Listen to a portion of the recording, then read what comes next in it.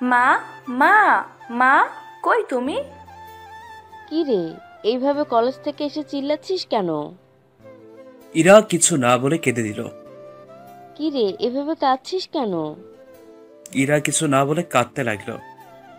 কি হয়েছে বলবি তো? এইবার ইরা তার মায়ের দিকে তাকিয়ে কান্নার সুরে বলতে লাগলো। প্রতিবারের মতো এইবারও নীলকুত্তাটা কলেজে টপ করেছে, আর আমি কিছুই করতে পারলাম না। এই বলে ইরা কান্না করা শুরু করে দিল। কি, ওই ছোট লোকের বাচ্চার এত বড় সাহস! ও আমাদের এইখানে থেকে পড়াশোনা করে তারপরও তোকে চ্যালেঞ্জ করে? ওকে দেখলে আমার গা জ্বলে যায়। তুমি বাবাকে বলে ওকে তাড়িয়ে দাও। হুম, আমি তোর বাবার সাথে কথা বলবো, কিন্তু তোর বাবা মনে হয় না রাজি হবে। বাবা যদি না হয় তাহলে আমি থাকবো না এই বাড়িতে। ইরা, কি বলছিস তুই এইসব? বাবা, তুমি কখন এলে? আমি অনেক আগেই এসেছি, আর দাঁড়িয়ে দাঁড়িয়ে তোদের কথাগুলো শুনছি। শোনার পরও তুমি কিছু করবা না? আমাকে কি করতে বলো তুমি? তুমি শুনছো না ওই ছেলেটা কিভাবে ইরাকে চ্যালেঞ্জ করে অপমান করলো? এইখানে অপমানের কি দেখলা তুমি? আর তুমি বললা যে নীল তোমাদের খায়, তাই না? তুমি খুব ভালো করেই জানো যে কে কারটা খায়। ইরার সামনে আর অপমান নাই বা করলাম? ও আমাদের মেয়েকে সামনে দিয়ে টপ করবে, আর আমার মেয়ে দেখবে নাকি সেটা? তুমি ওর জন্য আমাকে এত কথা শোনালা? সেটাই। ওকেই আমি সহ্যই করতে পারি না। বাহ, মা মেয়ের চরিত্র দেখে ফুলের চেয়েও পবিত্র। কি করে এত নিচে নামতে পেরেছো তোমরা? আমি আমার মেয়ের জন্য সব করতে রাজি। সব করতে পারো, ভালো কথা, কিন্তু অকৃতজ্ঞ হওয়া ঠিক না। আমি অকৃতজ্ঞ? শুধু অকৃতজ্ঞ না, সাথে তোমার আর তোমার মেয়ের অহংকার আছে।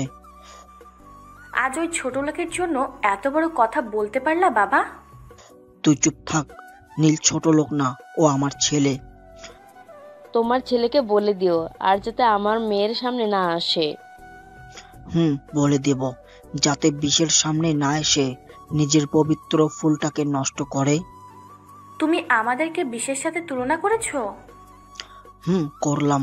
আর যদি কোনোদিন নীলের ব্যাপারে আমাকে কিছু বলেছিস, তাহলে সেই দিন আমি আর নীল একসাথে বাড়ি থেকে বেরিয়ে যাব, এই বলে দিলাম। এই কথা বলে ইরার বাবা যেই ঘর থেকে বেরিয়ে আসবে তখনই আমার সাথে ধাক্কা খেলো। আরে নীল, তুমি এইখানে? আঙ্কেল, আমি আপনাদের দোয়ায় খুব ভালো রেজাল্ট করেছি, এই জন্য আপনাদের জন্য মিষ্টি নিয়ে আসলাম। তাই নাকি বাবা? খুব ভালো, দাও দাও, মিষ্টি খাবো। আজ আমার ছেলে ভালো রেজাল্ট করেছে, সত্যি খুব খুশি আমি। আমি আঙ্কেলকে মিষ্টি দিলাম। আমি এগুলো আন্টিকে দিয়ে আসি। ওকে, যাও। আমি আন্টির রুমে ঢুকে আন্টিকে মিষ্টি দিতে গেলাম। আন্টি, এই নেন, আমি পরীক্ষায় ভালো রেজাল্ট করেছি, তাই আপনাদের জন্য মিষ্টি এনেছি। গায়ে আগুন ধরিয়ে দিয়ে এখন মিষ্টি খাওয়াতে আসছিস, তাই না? এই বলে ইরা আমার হাত থেকে মিষ্টির প্যাকেটটা নিয়ে ছুঁড়ে ফেলে দেয়। প্রত্যেকটা মিষ্টি ফ্লোরে পড়ে আছে। আর কখন আমার সামনে আসবি না। আমি কিছু না বলে ছলো ছলো চোখে তাদের দিকে তাকিয়ে রইলাম। এইভাবে চেয়ে আছিস কেন? যা এখান থেকে। আমি আর কিছু না বলে চলে আসলাম। ওদের ব্যবহারে আমার মোটেও কষ্ট হয়নি, কারণ প্রতিদিন ওরা আমার সাথে এমন খারাপ আচরণ করে, তাই সহ্য করতে করতে অভ্যাস হয়ে গেছে। হে যা বাবা, এত কথা বলে ফেললাম, কিন্তু পরিচয়টা তো এখনো দিলাম না। যাই হোক, আমি হলাম নিলয় আহমেদ নীল। বাবা মা নেই, মানে আজ থেকে কয়েক বছর আগে বাবা মা গাড়ি অ্যাক্সিডেন্ট করে মারা যায়। সেই থেকে বাবার বন্ধু মানে ইরার বাবা আমার দায়িত্ব নেন। আর আমি আমি আর ইরা একসাথে একই ক্লাসে পড়ি। আর জানতে হবে না, এতটুকু জানলেই চলবে। আমি রুমে এসে একটা বই পড়তে লাগলাম। এমন সময় ইরা জোরে জোরে আমার নাম ধরে ডাকছে। আমি দ্রুত তার কাছে গেলাম। আমাকে ডেকেছেন? ডেকেছি। আজকে কাজের লোক আসতে পারবে না, আর তোর মিষ্টিগুলো ফ্লোরে পড়ে আছে, ওইগুলা পরিষ্কার কর। আমি পরিষ্কার করব? তুই করবি, তোর মিষ্টি, তাই তুই পরিষ্কার কর। আমি কিছু না বলে ফ্লোরটা মুছতে লাগলাম, আর সাথে চোখের পানিও গড়িয়ে পড়ছে। সেটা দেখে ইরা মুচকি মুচকি হাসছে। আমি পরিষ্কার করে আমার রুমে চলে আসলাম। বাবা মা মারা গেলে বুঝি এত কষ্ট নেমে আসে। সেটা তো আগে জানতাম না। বাবা মার কথা ভাবছি আর অজরে কেঁদেই যাচ্ছি। বাবা মায়ের ছবি বুকে নিয়ে কাঁদতে লাগলাম। এমন সময় আঙ্কেল অর্থাৎ ইরার বাবা রুমে আসলো। আমি তাকে দেখে চোখের পানি মুছে ফেলার বৃথার চেষ্টা করলাম। কি রে, তুই কাঁদছিস কেন? কই না তো আঙ্কেল, কিচ্ছু হয়নি।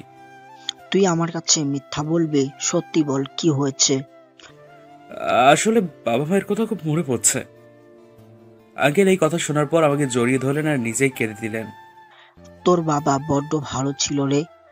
এমন কোনো মানুষ পাওয়া যাবে না যে তোর বাবার কাছে সাহায্য চাইলে খালি হাতে ফিরে এসেছে।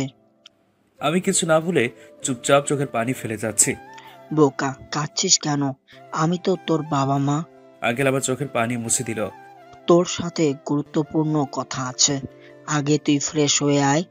আমি আঙ্কেলের কথা মতো ফ্রেশ হয়ে আসলাম। আঙ্কেল কোনো কথা না বলে আমার হাত ধরে ইরা আর আন্টির কাছে নিয়ে আসলো। আমি চুপচাপ সেখানে দাঁড়িয়ে রইলাম। নীরবতা ভেঙে আঙ্কেল বলে উঠল, নীল, তুমি এই পরীক্ষায় ভালো রেজাল্ট করেছো, এতে আমি অনেক খুশি। আশা করি ফাইনাল এক্সাম আরো ভালো করে দিবে। হুম। কাল থেকে তুই আর নীল একসাথে কলেজে যাবি। আমার কথার উপর কথা বলার সাহস কোথা থেকে পাস? আগে থাক, আমি একা যেতে পারবো। ওকে, তুই যা ভালো বুঝিস। হুম। তুই ওর কথায় কষ্ট পাস না, ও একটু এইরকমই। না না, কষ্ট পাবো কেন? আমি কিছুই মনে করিনি। এরপর আর কিছু না বলে আমি আমার রুমে চলে আসলাম। এইভাবে আমার কলেজে যাওয়ার দিনটা চলে আসলো। আমি কলেজে চলে আসলাম। যেই গেট দিয়ে ঢুকবো তখন পেছন থেকে তানভীরের ডাক। ওই নীল, দাঁড়া। হুম, আয়। কি রে, আচ্ছা তো তাড়াতাড়ি আসলি যে? এমনি। তা তুই কেন আসলি? তুই জানাস না আমি কেন আসি? ও, তোর তো আবার মহারানী আছে, তাই তাকে টাইম দিতে আসছস। ঠিক তাই। ক্লাস শুরু হতে অনেক দেরি, চল ওদিকে আড্ডা দেই। ওকে চল। আমি আর তানভীর আড্ডা দিতে লাগলাম।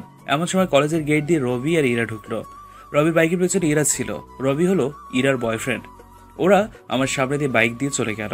আমি দেখেও না দেখার ভান করে আছি। আমি তানভীরের সাথে কথা বলতেছি, এমন সময় একটা ছেলে এসে বলল, তোকে ইরা ভাবে ডাকছে। আমি কিছু না বলে ওর সাথে হাঁটা ধরবো, এমন সময় তানভীর আমার হাত ধরলো। দোস্ত যাস না, তুই তো জানো যে তোর সাথে এখন কি করবে। না গেলে ও আরো বড় কিছু করবে, তুই যাওয়াটাই শ্রেয়। আমি তানভীরের হাত ছেড়ে ছেলেটির সাথে হাঁটা ধরলাম। ইরা আর রবি এছাড়াও তাদের ফ্রেন্ডরা ছিল। ইরা আমাকে উদ্দেশ্য করে বলতে লাগলো, এসব ফালতু ছেলে যে কেন এসব কলেজে ভর্তি হয় মাথায় ঢুকে না আমার। ওর কোনো যোগ্যতা আছে কলেজের মাটিতে পা রাখার? থাক, কিছু বলিস না, ও হচ্ছে কলেজে টপার। ওরা অট্টহাসিতে লুটিয়ে পড়লো। আমি চুপচাপ দাঁড়িয়ে আছি, কোনো প্রতিবাদ করছি না। হয়তো একদিন ওরা ওদের ভুল বুঝতে পারবে, সেই আশায় আছি আমি। হঠাৎ ইরা এমন কথা বলে উঠলো যেটা শুনে আমি অবাক হয়ে গেলাম। শোন, তুই এখন তোর পকেটে থেকে রুমাল বের করে আমাদের সবার পা মুছে দিবি। শুধু মুছবে না, বরং ওই রুমাল দিয়ে তার নিজের মুখও মুছতে হবে। না, আমি এই কাজ পারবো না। ঠাস ঠাস, তোর সাহস কিভাবে হয় আমাদের মুখের ওপর কথা বলতে? আমি চুপচাপ গালে হাত দিয়ে দাঁড়িয়ে আছি আর চোখ দিয়ে নিষ্ঠুর পানি আটকানোর বৃথা চেষ্টা করে যাচ্ছি। কানলে হবে না, যা করতে বলেছি সেটা কর। আমি ওর উপায় না পেয়ে রুমালটা বের করে সবার পা মুছে দিলাম। পুরো কলেজের ছেলেমেয়েরা সব দাঁড়িয়ে দাঁড়িয়ে দেখছে। কেউ হয়তো মজা নিচ্ছে, আবার কেউ ইরার কাছে ঘৃণার প্রকাশ করছে। সবাই শেষে আমি যে ইরার পা মুছতে এলাম তখনও আমাকে একটা লাথি মারল। সাথে সাথে আমি মাটিতে পড়ে যাই। আমাকে লাথি মারলেন কেন? এখন কথা না বলে রুমালটা দিয়ে তোর মুখটা মুছে ফেল। আমি ভেজা চোখ নিয়ে রুমাল দিয়ে মুখটা মুছলাম। যা, আবার যখন ডাকবো তখন আসতে হবে, নইলে যে কি হবে তুই ভাবতেও পারবি না। আমি চুপচাপ সেইখান থেকে তানভীরের কাছে চলে আসলাম। আমি এসে দেখি তানভীরের চোখে পানি। কিরে, তুই কাঁদছিস কেন? তোকে কত করে বললাম যে যাস না, এখন দেখলি তো কি হলো। হয়তো এমন ব্যবহার আমার কপালে ছিল, তাই হয়েছে। এইখানে আর থাকা লাগবে না, তুই এখন ক্লাসে চল, নইলে ওরা আবার অপমান করবে। চল। আমি আর তানভীর ক্লাসে চলে আসলাম। কিছুক্ষণ পর ইরা আর ইরার বান্ধবীরা ক্লাসে আসলো। আমি ওদের দিকে না তাকিয়ে চুপচাপ নিচের দিকে তাকিয়ে আছি। ওরা আমাকে নিয়ে হাসাহাসি করছে আর আমি আর তানভীর কিছু না বলে চুপচাপ বসে রইলাম। কিছুক্ষণ পর স্যার ক্লাসে আসলো। এসেই আমার টপার হওয়া নিয়ে অনেক প্রশংসা করলো। সবাই আমার দিকে তাকিয়ে করতালি দিল। আর ইরার ওর ফ্রেন্ডরা রাগে ফুসতে লাগলো। হয়তো আজও আমার কপালে খারাপ কিছুই থাকবে। ক্লাস শেষ করে আমি আর তানভীর একসাথে বাড়ি ফিরছিলাম। হঠাৎ ইরা রবির বাইকে করে যাওয়ার সময় পানি ঢেলে দিয়েছে। আমি কিছু না বলে চুপচাপ হাঁটতে লাগলাম। এইভাবে আর কতদিন? কি কতদিন? কতদিন সহ্য করবি? দোস্ত তুই তো জানাস আমি চাইলে তো 1 সেকেন্ডে ইরাকে পথে বসাতে পারি, কিন্তু না, আমি হঠাৎ করে কিছু করব না, আস্তে আস্তে করব। ওকে, তুই যে ভালো বোঝস। তারপর আমি আমার বাসায় এসে পড়লাম। আন্টি খাবার খাওয়ার জন্য ডেকে গেল। আমি ফ্রেশ হয়ে খাবার টেবিলে গেলাম। আমি গিয়ে ইরার সাথে বসতে যাবো ঠিক তখনই। এই তুই এইখানে বসবি না। কেন? আমার মুখের উপর প্রশ্ন করার সাহস কোথা থেকে পেলি? তুই আর কখনো আমাদের সাথে বসে খাবি না, তুই তো রুমে গিয়ে খাবি। আমি কিছু না বলে চুপচাপ আমার খাবার নিয়ে রুমে এসে খেতে লাগলাম। খাবার শেষ করে রুমে শুয়ে শুয়ে মোবাইল টিপছি। হঠাৎ রুমে আন্টি আসলো। আন্টি আপনি এখানে? তোকে একটু বাজারে যেতে হবে। ওকে যাব, বলেন কি আনতে হবে? ইরার জন্য কিছু কসমেটিক্স আর কিছু না। ওকে কি কি আনবো বলেন। তারপর আন্টি আমাকে একটা লিস্ট দিল আর আমি খুশি মনে বাজারে চলে আসলাম। সব আইটেম কেনা শেষ, বাট একটা আইটেম পাচ্ছি না। সারা বাজার খুঁজলাম কিন্তু কিছুতেই পেলাম না। সবই তো নিলাম, একটা না নিলে সমস্যা হবে না, মনে মনে বললাম। বাজার থেকে সব কিনে বাড়ির উদ্দেশ্যে রওনা দিলাম। আন্টির হাতে ব্যাগটা দিয়ে আমি রুমে আসলাম। কিছুক্ষণ পর খুব চিৎকার করে আমার নাম ডাকার শব্দ শুনতে পেলাম। হয়তো হীরা ডাকছে। আমি দ্রুত হীরার কাছে গেলাম। কিছু লাগবে আপনার? তুই সব কসমেটিক ঠিক মতো এনেছিস, কিন্তু যেইটা মেইন ওইটা আনিসনি কেন? আহ, আমি আসলে পুরো বাজার খুঁজেও পাইনি। এত বড় মিথ্যা কথা! তুই আসলে একটা কাঠচোর। ইরার মুখে চোর কথা শুনে বুকটা মোচড় দিয়ে উঠল। চুপচাপ সহ্য করে যাচ্ছি। আমাকে চোর বলবে না। তোর এত বড় সাহস যে তুই আমার মুখের উপর কথা বলিস? ইরার থাপ্পড় হয়তো ঠোঁটটা কেটে গেছে। ও এত জোরে মেরেছিল যে চোখ থেকে পানি গড়িয়ে পড়ল। যা আমার চোখের সামনে থেকে। চোখের পানি ফেলে নিজের রুমে আসলাম আর মুখের উপর বালিশ রেখে কাঁদতে লাগলাম, যাতে আমার কান্না কেউ শুনতে না পায়। আজ বাবা মায়ের কথা খুব মনে পড়ছে।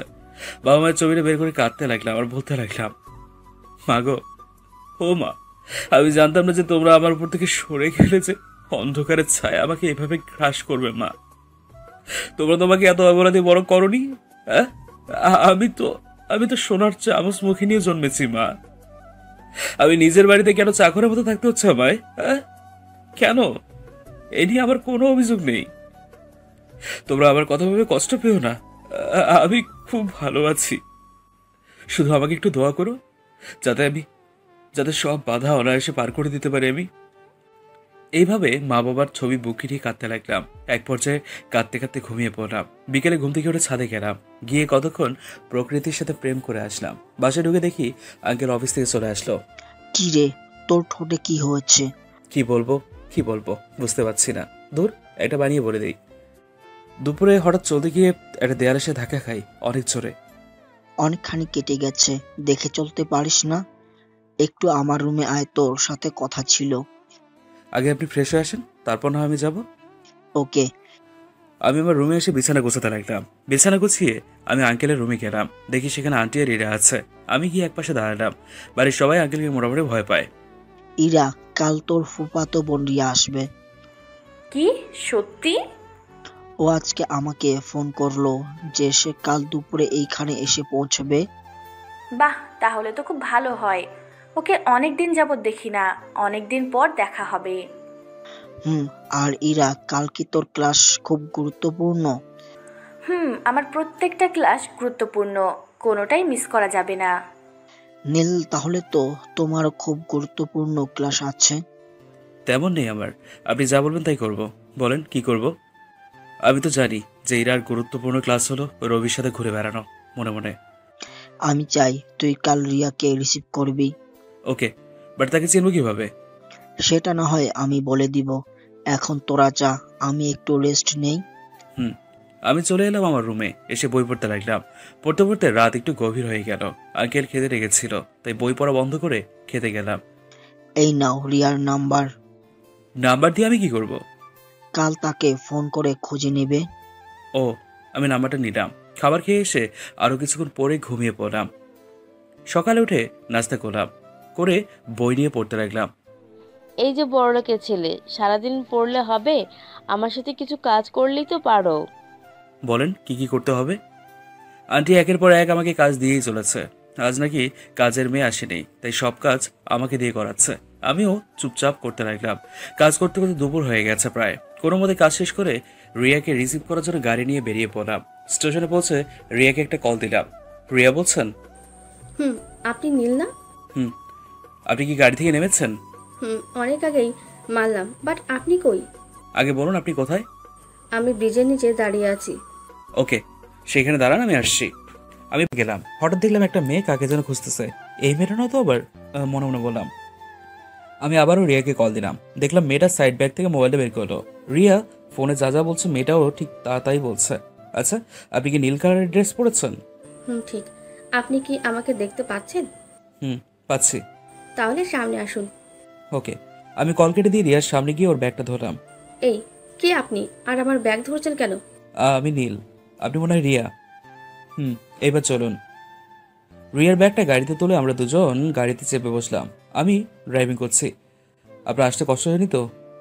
একদম না। তা আপনি কি সেই নীল যার কথা বলতে বলতে মামার মুখ থেকে রক্ত ঝরতো? আঙ্কেল আমার নামে কি বলতো? অনেক কিছুই বলতো। তা আপনি কিসে পড়েন? আমি সেটা না হয় পরেই জানবেন। আগে বাসায় গিয়ে রেস্ট নেবেন, তারপর। ওকে। এরপর আমি আর রিয়া বাসায় আসলাম। ইরা রিয়াকে দেখে এমনভাবে জড়িয়ে ধরলো মনে হয় বিএফকে ধরেছে। সবাই রিয়ার খোঁজ খবর নিতে লাগলো। তুই আমাদের এখানে কি করছিস? যা এখান থেকে। এই, তুই ওর সাথে খারাপ ব্যবহার করছিস কেন? বাবা আসতে না আসতেই এত দরদ হয়ে গেল। চল রুমে যাই। ওকে, চল। আমি আমার রুমে আসতে যখনই পা বাড়ালাম তখন ইরা বলেছে ওদের জন্য যেন শরবত নিয়ে যাই রুমে। আমিও ইরার কথা মতো শরবত বানিয়ে ইরার রুমে গেলাম। রিয়া শরবতটা মুখে দিয়ে আমার হাতের প্রশংসা করতে লাগলো। যে ইরা শরবতটা মুখে দিল ঠিক তখনই ও পুরো গ্লাস শরবত আমার মুখের মধ্যে ঢেলে দিল। কি বানিয়েছিস এইগুলা? এইগুলা কি খাওয়া যায়?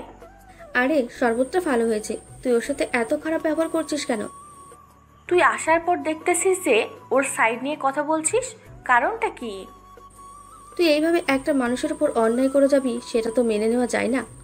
দেখলাম ওদের মাঝে একটা খারাপ পরিবেশ তৈরি হয়ে যাচ্ছে, তাই ওদের সামনে বললাম, দয়া করে আপনারা চুপ থাকুন। নিজের মাঝে কেন বিভেদ সৃষ্টি করছেন? সব তোর জন্য হয়েছে। তুই এখন আমাদের সামনে থেকে যা। ওকে, যাচ্ছি, তবুও প্লিজ চুপ থাকেন। আমি আর কথা না বলে রুমে চলে আসলাম। পুরো শরীরটা ভিজে গেছে, তাই গোসল করে নিলাম। গোসল করার পর আন্টি খাবার খাওয়ার জন্য ডেকে গেল। আমিও গেলাম খাবার খাওয়ার জন্য, কিন্তু আজ চেয়ারে বসলাম না। খাবার নিয়ে যখন উঠতে যাবো তখন রিয়া বলে উঠলো, সে কি, আপনি কই যাচ্ছেন? এই তো রুমে যাচ্ছি। রুমে খাবার খাওয়া শোভা পায় না। আপনি সবার সাথে বসে খাবার খাবেন। না না, তা কি করে হয়? আপনি চেয়ারে বসুন। না না, আমি রুমে খেতে পারবো। আপনাকে কিন্তু বসতে বলেছি। আমি আর কোনো উপায় না পেয়ে বসে পড়লাম। ইরার দিকে তাকিয়ে দেখি ওর আগে ফুসছে আর খাচ্ছে। আমি আর ওইদিকে না তাকিয়ে আমার খাবার খেতে লাগলাম। খাবার খাওয়ার পর নিজের রুমে এসে একটা বই পড়তে লাগলাম। কিছুক্ষণ পর দেখি রিয়া আমার রুমের সামনে। আসতে পারি? আরে আপনি আসুন আসুন। রিয়া এসে চেয়ারে বসলো। আমার রুমে আসতে অনুমতি লাগবে না। তা আপনি বসে বসে কি করছেন? এই তো বই পড়ছিলাম। তাহলে তো আপনাকে বিরক্ত করে ফেললাম। না না, বিরক্ত করলেন কই? আমি তো বিরক্ত বোধ করিনি। আমি তো আপনার ব্যাপারে কিছুই জানি না, পরিচয় দিলে ভালো হতো। রিয়া নিজের সম্পূর্ণ পরিচয় প্রকাশ করলো। এবার আমার পরিচয় জানতে চাইবেন না? আপনার কি কোনো নতুন পরিচয় আছে? নতুন পরিচয় মানে? আপনার সম্পর্কে সব শুনেছি আঙ্কেলের কাছে। যদি এর বাইরে কোনো পরিচয় থাকে তাহলে সেটা বলুন। না, আমার এর বাইরে আর পরিচয় নেই। আপনি বুঝি বই পড়তে ভালোবাসেন? হুম, অনেক। এভাবে রিয়ার সাথে কথা বলতে লাগলাম। এই তুই এইখানে, আর আমি তোকে সারা বাড়ি খুঁজতে লাগলাম। হুম, নীল ভাইয়ের সাথে বসে বসে গল্প করছি। তুই আর মানুষ পেলি না গল্প করার জন্য? তুই তো তোর বিএফের জন্য আমার সাথে কথাই বলতে পারিস না। হয়েছে, এখন চল। না না, আমি এইখানে আরো কতক্ষণ থাকবো। চল তো, ওর কাছে থাকা লাগবে না। এই বলে ইরা রিয়ার হাত ধরে টেনে নিয়ে যায়। আমি চুপচাপ নিচের দিকে তাকিয়েছিলাম, একটা কথাও বলিনি। আমি আবারও পড়তে লাগলাম। পড়তে পড়তে কখন যে ঘুমিয়ে গেলাম তা বলতেই পারবো না। ঘুম থেকে উঠে দেখি রাত হয়ে গেছে। দূর, আজকে বেশি ঘুমিয়ে পড়লাম। আবার পড়াও তো এখনো শেষ হয়নি। দ্রুত ফ্রেশ হয়ে নিলাম। ফ্রেশ হয়ে বাবা মায়ের ছবির সামনে গেলাম। তোমরা আমাকে দোয়া করো, আমি যেন তোমাদের স্বপ্ন বাস্তবায়ন করতে পারি। তোমাদের খুব ইচ্ছে ছিল যাতে আমি বাবার মতো খুব নামকরা ব্যবসায়ী হই। তোমাদের দোয়া আমার সাথে থাকলে জীবনে কোনো বাধা আমাকে থামাতে পারবে না। তাদের ছবির সামনে গিয়ে চোখের পানি আটকাতে পারলাম না। হঠাৎ কেউ একজন আমার চোখের পানি মুছে দিল। তাকিয়ে দেখি আমার পাশে আঙ্কেল দাঁড়িয়ে আছে। আরে আঙ্কেল, আপনি কখন আসলেন? আমি অনেকক্ষণ আগে এসেছি। তুই তোর বাবা মায়ের সাথে কথা বলেছিলি, তাই তোকে আর ডাকিনি। আঙ্কেলের উত্তর না দিয়ে বাবা মার ছবির দিকে তাকিয়ে আছি।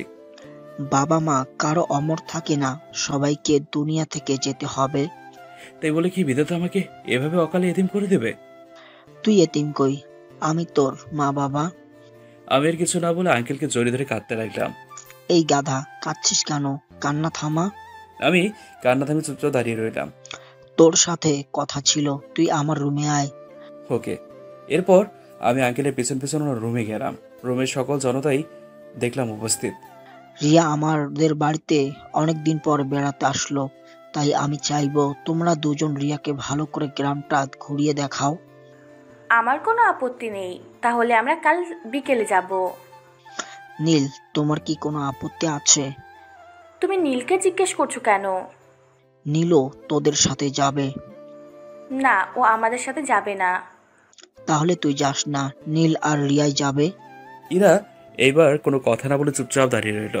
কি হলো নীল, আপত্তি আছে? আমি মাথা নেড়ে না জানিয়ে দিলাম।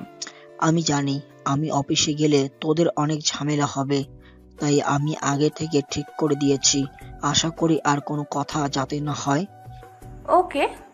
এই বলে ইরা রুমে চলে গেল, আর আমিও আমার রুমে এসে পড়তে লাগলাম।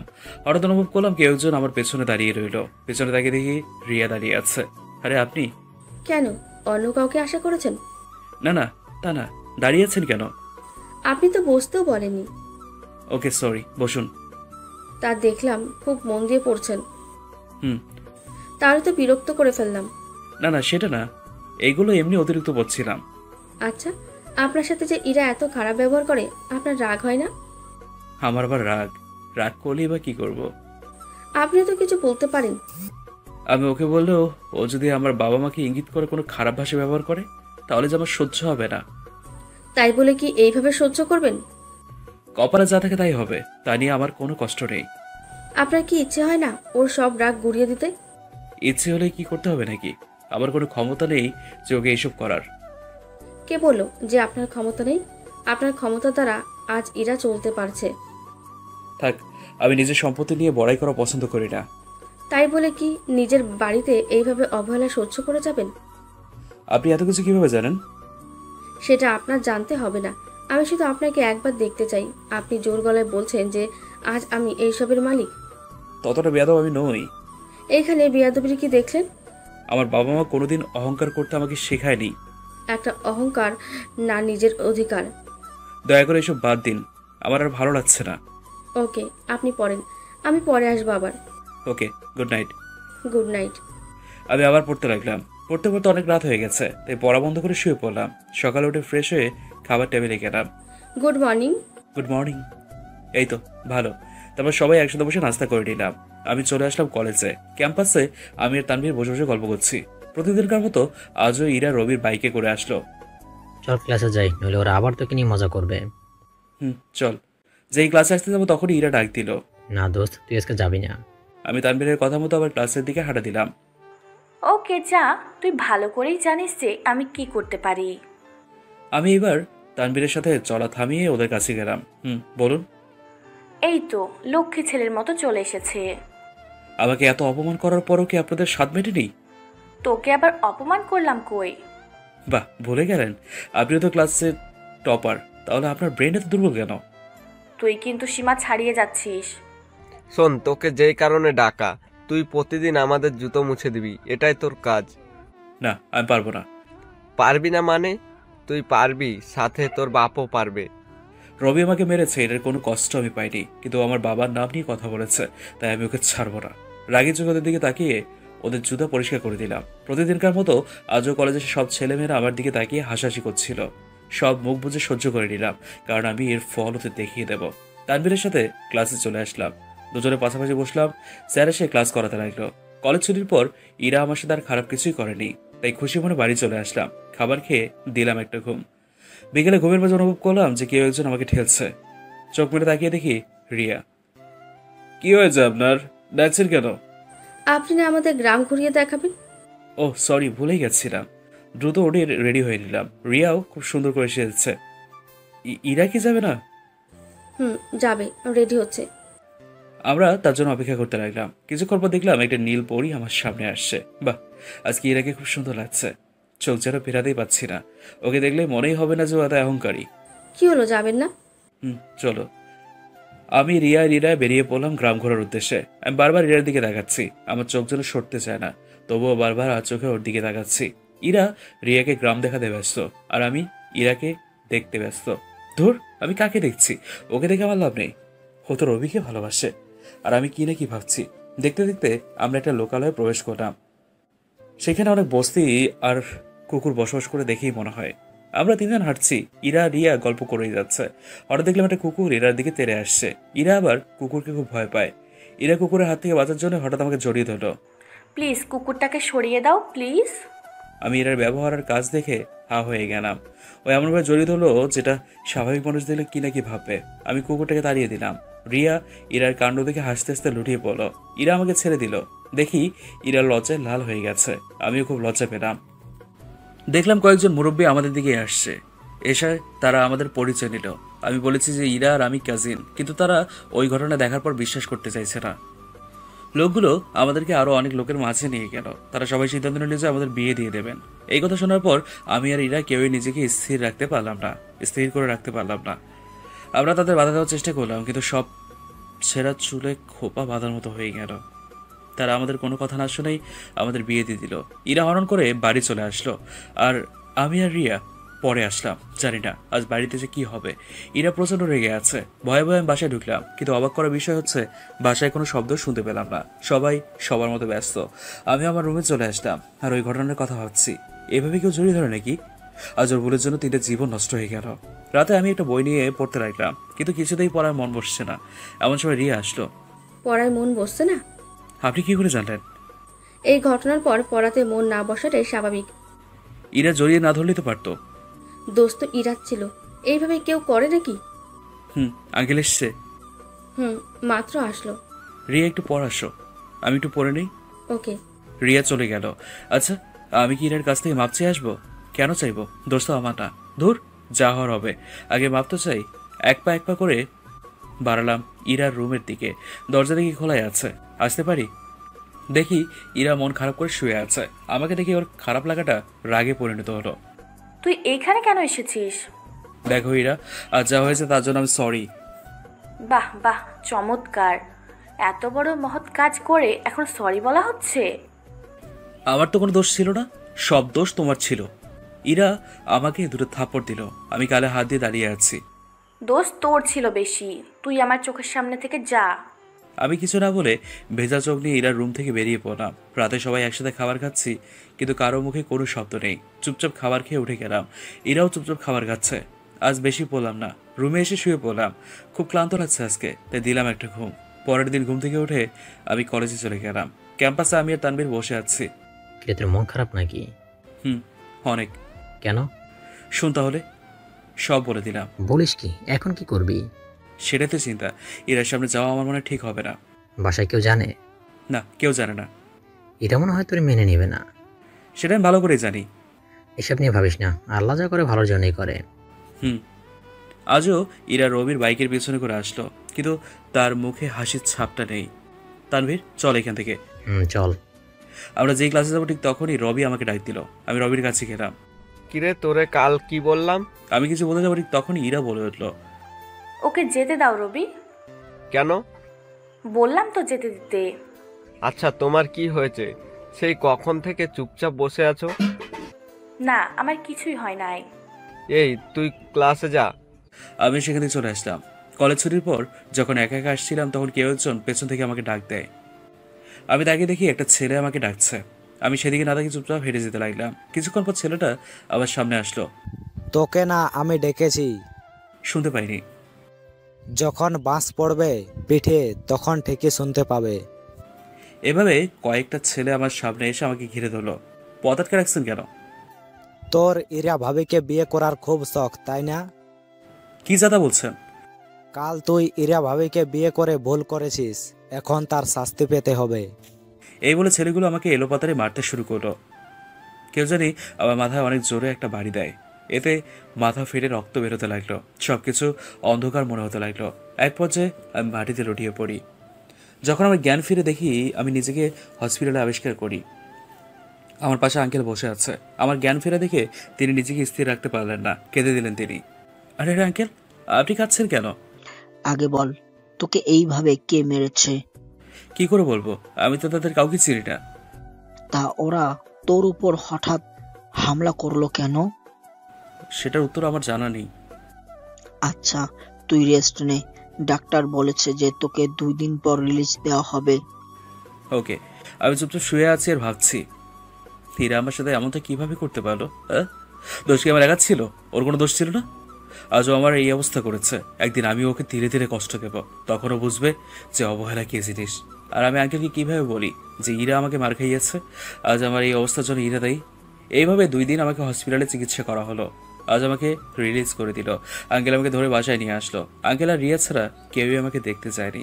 আঙ্কেল আমাকে রুমে খাটের উপর শুয়ে দিল। এইখান থেকে নড়বি না, এইখানে শুয়ে থাক। ওকে। আঙ্কেল চলে যাওয়ার সাথে সাথে রিয়া আমার রুমে আসলো। এই তো ভালো। সেটা তো আমি বলতে পারবো না, মিথ্যে বললাম। এ কি রিয়া কোথা থেকে জানলো যে ইরা আমার এই অবস্থা করেছে?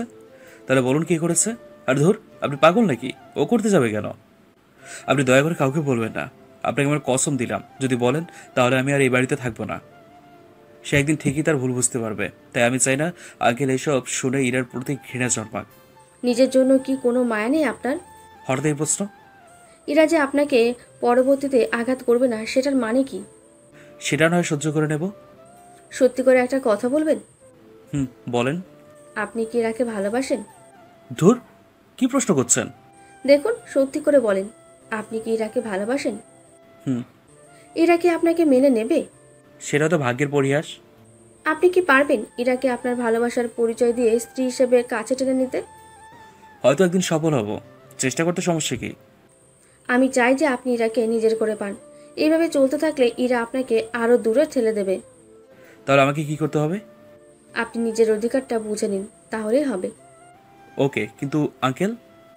আঙ্কেলকে ব্যবস্থা করা যাবে, আপনি আপনার কাজে লেগে যাবেন। হুম। তাহলে আমি যাই, আবার পরে দেখতে আসবো। ওকে। রিয়া চলে গেল। আমি ঘুমের দেশে হারিয়ে যাই। ঘুম থেকে অনুভব করলাম কেউ একজন আমার নাকের কাছে হাত ধরেছে। আমি চোখ মেলে তাকিয়ে দেখি ইরা। আপনি হঠাৎ আমার রুমে? আপনাকে দেখতে এলাম বেঁচে আছেন নাকি মরে গেছেন। আমি আপনার কি ক্ষতি করলাম যে আপনি আমার আজ এই অবস্থা করলেন? তুই আমাকে বিয়ে করলি কেন? আমি তো ইচ্ছে করে নেই, আমাদের জোর করে করা হয়েছে। পালালে আজ এখানেও থাকতে পারতাম না। মরে গেলেই তো পারতি। এত অবহেলা আমার জন্য? শোন, তোকে যেই কথা বলার জন্য এসেছি, তুই কাল কলেজে যাবি না। তোর সাথে বাসায় কাজ আছে। কি কাজ? সেটা কাল দেখবি। যদি কলেজে যাস তাহলে এই দুনিয়ার আলো তোর জন্য হারাম হয়ে যাবে। ওকে, যাব না। গুড। এই বলে ইরা চলে গেল। হঠাৎ ইরার সাথে আমার কি কাজ? যে আমাকে থাকতে বলছে, নাকি নতুন কোনো চালর? ধুর, সেটা কাল দেখা যাবে।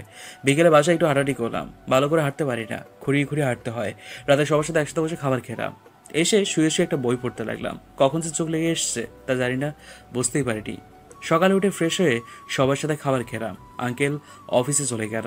আমি ইরার কথা মতো বাসায় রয়ে গেলাম। ইরাও কলেজে গেল না, আমাকে যেতে দিল না। আমি বাসায় শুয়ে শুয়ে মোবাইল টিপছি। হঠাৎ ইরা আমার রুমে প্রবেশ করে কোনো কথা না বলে আমার কলার চেপে ধরে সবার সামনে নিয়ে যায়। কি হলো? আমাকে এইভাবে টেনে আনলেন কেন? ওরা আমার কোনো কথা জবাব না দিয়ে হঠাৎ আন্টির সামনে এসে আন্টি আমার গালে দুটো থাপ্পড় মারলো। আমি সাথে সাথে হা করে দাঁড়িয়ে রইলাম। আন্টি, আপনি আমাকে মারলেন? আমার অপরাধ কি ছিল? তোর সাহস কি করে হয় ইরাকে বিয়ে করার? আপনি সম্পূর্ণ ঘটনা শুনেছেন? আমার কিছু শোনা লাগবে না। তুই কোন সাহসে ইরার দিকে হাত বাড়িয়েছিস? আন্টি, আপনি আমাকে একবার বিশ্বাস করুন, এতে আমার একার দোষ নেই। জি মামি, এইখানে নীল ভাইয়ার একার দোষ নেই, দোষ বেশি হলো ইরা। রিয়া, তুমি চুপ থাকো, আমি কোনো কথা শুনতে চাই না। প্লিজ আমার কথা একবার বিশ্বাস করে দেখুন। এখন আমার মেয়েকে বিয়ে করবে কে? তুই ওর এত বড় সর্বনাশ কেন করলি? আমি করতে চাইনি, সবটাই পরিস্থিতির শিকার। তুই আমার মেয়েকে যে কলঙ্ক দিয়েছিস সেটা উঠবে একটা কাজ করলে, আর সেটা হলো তোকে বাড়ি ছেড়ে চলে যেতে হবে। আন্টির কথা শুনে আমি থ হয়ে দাঁড়িয়ে রইলাম। আমার কপাল কি এতই খারাপ যে নিজের বাড়িতে নিজেরই ঠাঁই হয় না? এই কথা শুনে চোখ দিয়ে পানি পড়ে গেল। মামি, আপনি এগুলো কি বলছেন? ও অসুস্থ, তার মধ্যে কই যাবে? যেখানে যাওয়ার যাক, আমাদের চোখের সামনে যাতে না আসুক। ওকে, আমি চলে যাব। নিজের বাড়ি রেখে কই যাবেন আপনি? দুই চোখ যেদিকে যায় সেদিকে যাব। আমি গেলে যদি ইরার ভালো হয় তাহলে আমি চলে যাব। তাহলে এক্ষুনি বের হয়ে যা। আঙ্কেল আসুক, তারপর সবাইকে বিদায় করে চলে যাব। বাবা আসলে তোকে কখনোই বের করতে পারবো না। আজ এই জন্য কি আমাকে কলেজে যেতে দিলেন না? হিসেব বাকি ছিল, মিটিয়ে নিয়েছি। তুই এখন বের হয় বাড়ি থেকে। কি বলতে চাও তুমি? গ্রামে আপনাদের কত প্রশংসা শুনি, কিন্তু সেই সাদা মুখোশের আড়ালে যে কয়েকটা কালো মুখ আছে সেটা আমি আজ জানতে পেরেছি। রিয়া, তুমি কি বলতে চাও? আমি কিছুই বলতে চাই না, আমি শুধু বলতে চাই আজ যে ক্ষমতার প্রভাবে আপনি নীল ভাইয়াকে তাড়িয়ে দিচ্ছেন সেই ক্ষমতা কিন্তু নীল ভাইয়ার পাস্টের নেই। রিয়া, তুমি সামান্য অপরিচিত ছেলের জন্য নিজের মামিকে অপমান করছো। সত্যি বলে যদি অপমান বোধ করে তাহলে আমি সরি। প্লিজ বন্ধ করুন আপনাদের ঝগড়া। আমি চলে গেলে যদি আপনারা ভালো থাকেন তাহলে আমি এক্ষুনি চলে যাচ্ছি। না ভাইয়া, আপনি কোথাও যাবেন না, আপনি নিজের বাড়িতে থাকবেন। সেই ভাগ্য আমার নেই। আচ্ছা, আমি আমার ব্যাগ গুছিয়ে আনছি। এই বলে আমি আমার রুমে চলে আসলাম ব্যাগ গোছানোর জন্য। খুশি হয়েছেন আপনার ভাইয়া চলে যাচ্ছে? তোর এত মাথা ব্যথা কিসের নীলের জন্য? শুধু নীল ভাইয়া নয়, বরং অন্য কেউ থাকলে আমি এই কাজ করতাম। ওকে, সবাই সবার রুমে যাও, একটু পরে আপদ বিদায় হবে। যদি আজ নীল ভাইয়া বাড়ি থেকে বেরিয়ে যায় তাহলে সেই সাথে আমিও বেরিয়ে যাব, থাকবো না তোমাদের মতো কাল সাপের সাথে। নীলের যাওয়ার সাথে তোমার যাওয়ার সম্পর্ক কি? যেই বাড়িতে মালিকের জায়গা হয় না সেইখানে আমার থাকা বেইমানান। ওই বদমাসটা তোমার মাথায় ভূত চাপিয়ে দিয়েছে। আঙ্কেল, আজ আপনাদের মাথায় ভূত চাপাবে। মানেটা একটু পর টের পাবা। এদিকে আমি ব্যাগ গুছিয়ে সবার সামনে আসলাম। আপনাদের অনেক কষ্ট দিয়েছি, আপনাদের চলার পথে হয়তো বাধা হয়ে দাঁড়িয়েছি আমি, তাই আমি চাই না আপনারা আমার জন্য কষ্ট ভোগ করুন। আমি চলে যাচ্ছি। আপনি যাবেন? কই থাকবেন? সেটা না হয় আল্লাহ ঠিক করে দেবে। না প্লিজ, আপনি যাবেন না। না, আমাকে যেতে হবে। তাহলে আপনি দাঁড়ান, আমি চলে যাব এই বাড়ি থেকে। কেউ যাবে না এই বাড়ি থেকে। কথা শুনে তাকিয়ে দেখি দরজায় আঙ্কে দাঁড়িয়ে আছে। সবাই তাকে থেকে অবাক হয়ে গেছে। কেউ হয়তো আশা করেনি যে উনি অবেলায় আসবেন। তুমি এইখানে? আমাকে দেখে খুব অবাক হচ্ছ তাই না? বাবা, তুমি তো এই সময় আসো না, তাহলে আজকে? ভেবেছিলে আজকে আমাকে অফিসে পাঠিয়ে তোরা নীলকে বাড়ি থেকে বের করে দিবি। তুমি জানো ও কি করেছে? আমি সব জানি। কাল রিয়া আর নীল কথা বলার সময় আমি শুনেছি। তারপরও ওকে কিছু বলবা না? দোষ তো ওর না, তোর ছিল। আমার দোষ? তোর দোষ সব। তুই যদি নীলকে জড়িয়ে না ধরতি তাহলে আজ এই সব হতো না। এখন তুমি কি বলতে চাও? দেখ মা, বিয়ে জীবনে একবারই হয়, তাই আমি চাই তুই নীলকে গ্রহণ করে নে। না, আমার এই প্রাণ থাকতে আমি তাকে কোনোদিন মেনে নিব না। যখন আমার চাকরি ছিল না তখন ওর বাবা ওর মায়ের একটা সোনার চেন আমাকে দিয়েছিল যাতে আমি ভালো কিছু করতে পারি। মনে হয় না আমি ওদের ঋণ কখনো শোধ করতে পারবো। তাহলে কি তুমি ওর বাবার সাথে লেনাদেনার জন্য আমাকে কুরবানি দিচ্ছ? বাহ, তুই হুবহু তোর মায়ের মতো অকৃতজ্ঞ হয়েছিস। তুমি তো জানো যে ওর বাবা মা আমাদের জন্য কি কি করেছে। তোর নীলকে মেনে নিতে সমস্যা কোথায়? বাবা, তুমি কি পাগল হয়ে গেছো? ওর মতো ছেলেকে আমি কোনোদিনও মেনে নিতে পারবো না। যদি ওর বাড়িতে থাকতে পারিস, খেতে পারিস, তাহলে ওকে গ্রহণ করতে সমস্যা কি? আমি মরে গেলেও ওকে গ্রহণ করব। একদিন তুই নীলের জন্য আফসোস করবি, সেই দিনের জন্য অপেক্ষায় থাকবো। How funny! ওর জন্য আফসোস করব আমি? নিজের বাড়িতে থেকে বেচারা অনেক কষ্ট সহ্য করেছে, আর না আমি একটা বিহিত করব। কি করবা তুমি? আমি নিজে নীলকে বাড়ি থেকে বের করে দিব যাতে তোমাদের বিষ বিষাক্ত না হয়। আমরা তো এটাই করতে চেয়েছিলাম, তাড়াতাড়ি বের কর। মামা, তুমি কি পাগল হয়ে গেছো? কি বলছো এসব? আমি ঠিক বলছি। নীল আজকে এক্ষুনি আমার বাড়ি থেকে বেরিয়ে যাবে। আমি তো সেটাই চাই। এখানে থাকলে যদি তোমাদের কষ্ট হয় তাই আমি চলে যাচ্ছি। এরপর সবাইকে বিদায় দিলাম। আঙ্কেলকে বিদায় দেওয়ার সময় দেখলাম ওনার চোখের পানি মুছতে মুছতে বাড়ি থেকে বেরিয়ে গেলাম। এদিকে খুশি হয়েছিস তোরা এইবার? আজ আমি একটা কথা স্পষ্ট বলতে চাই। কি কথা? আজ থেকে বাড়িতে কোনো ড্রাইভার আর কাজের লোক থাকবে না, সবাই সবার নিজের কাজ করবে।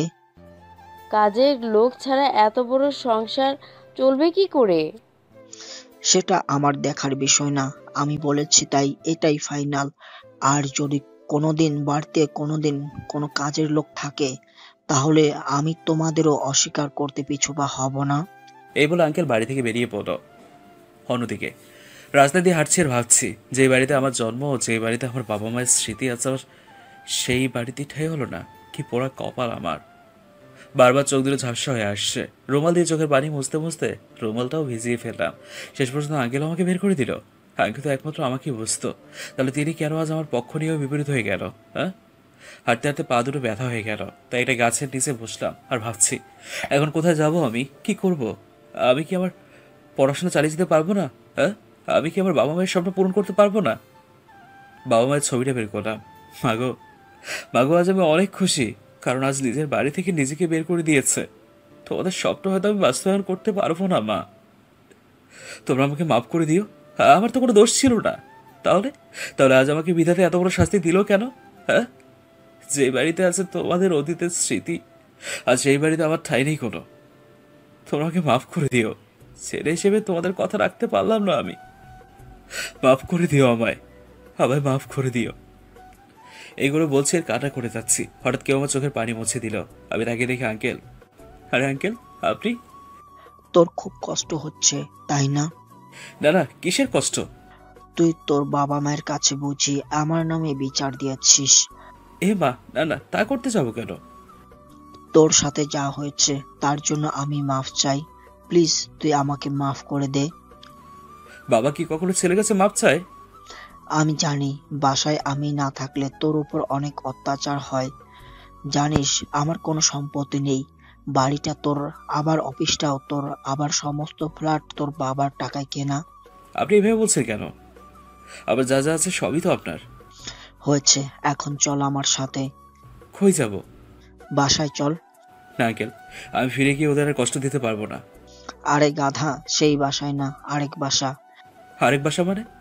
আগে চল, তারপর দেখতে পারবি। আমি বাদর ছেলের মতো আঙ্কেলের সাথে যেতে লাগলাম। তিনি আমাকে একটা ফ্ল্যাটে নিয়ে গেলেন। আজকে থেকে তুই এইখানে থাকবি। আমি চাই না ওরা তোর উপর আবার অত্যাচার করুক, তাই তোকে এখানে নিয়ে এসেছি। এইটা আমার ক্লাস ফ্ল্যাট। এইটা কয়দিন আগে তোর বাবার টাকায় কিনেছিলাম। এক কথায় বলতে গেলে তোর ফ্ল্যাট।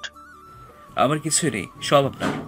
তুই কাল থেকে আবার কলেজে যাবি, কিন্তু ইরার সাথে কোনো কথা বলবি না। ওকে। তোর যা যা লাগে সব পাঠিয়ে দিব। আঙ্কেল, আমার একটু কিছু যাওয়া ছিল। এইভাবে বলিস কেন? তোর যা লাগে তুই তাই নিস। আঙ্কেল, আমার কয়েকটা গাড়ি আর গার্ড লাগবে। ওকে, আজই পাঠিয়ে দিব। আর খাবারের চিন্তা করবি না, আমি সব পাঠিয়ে দিব।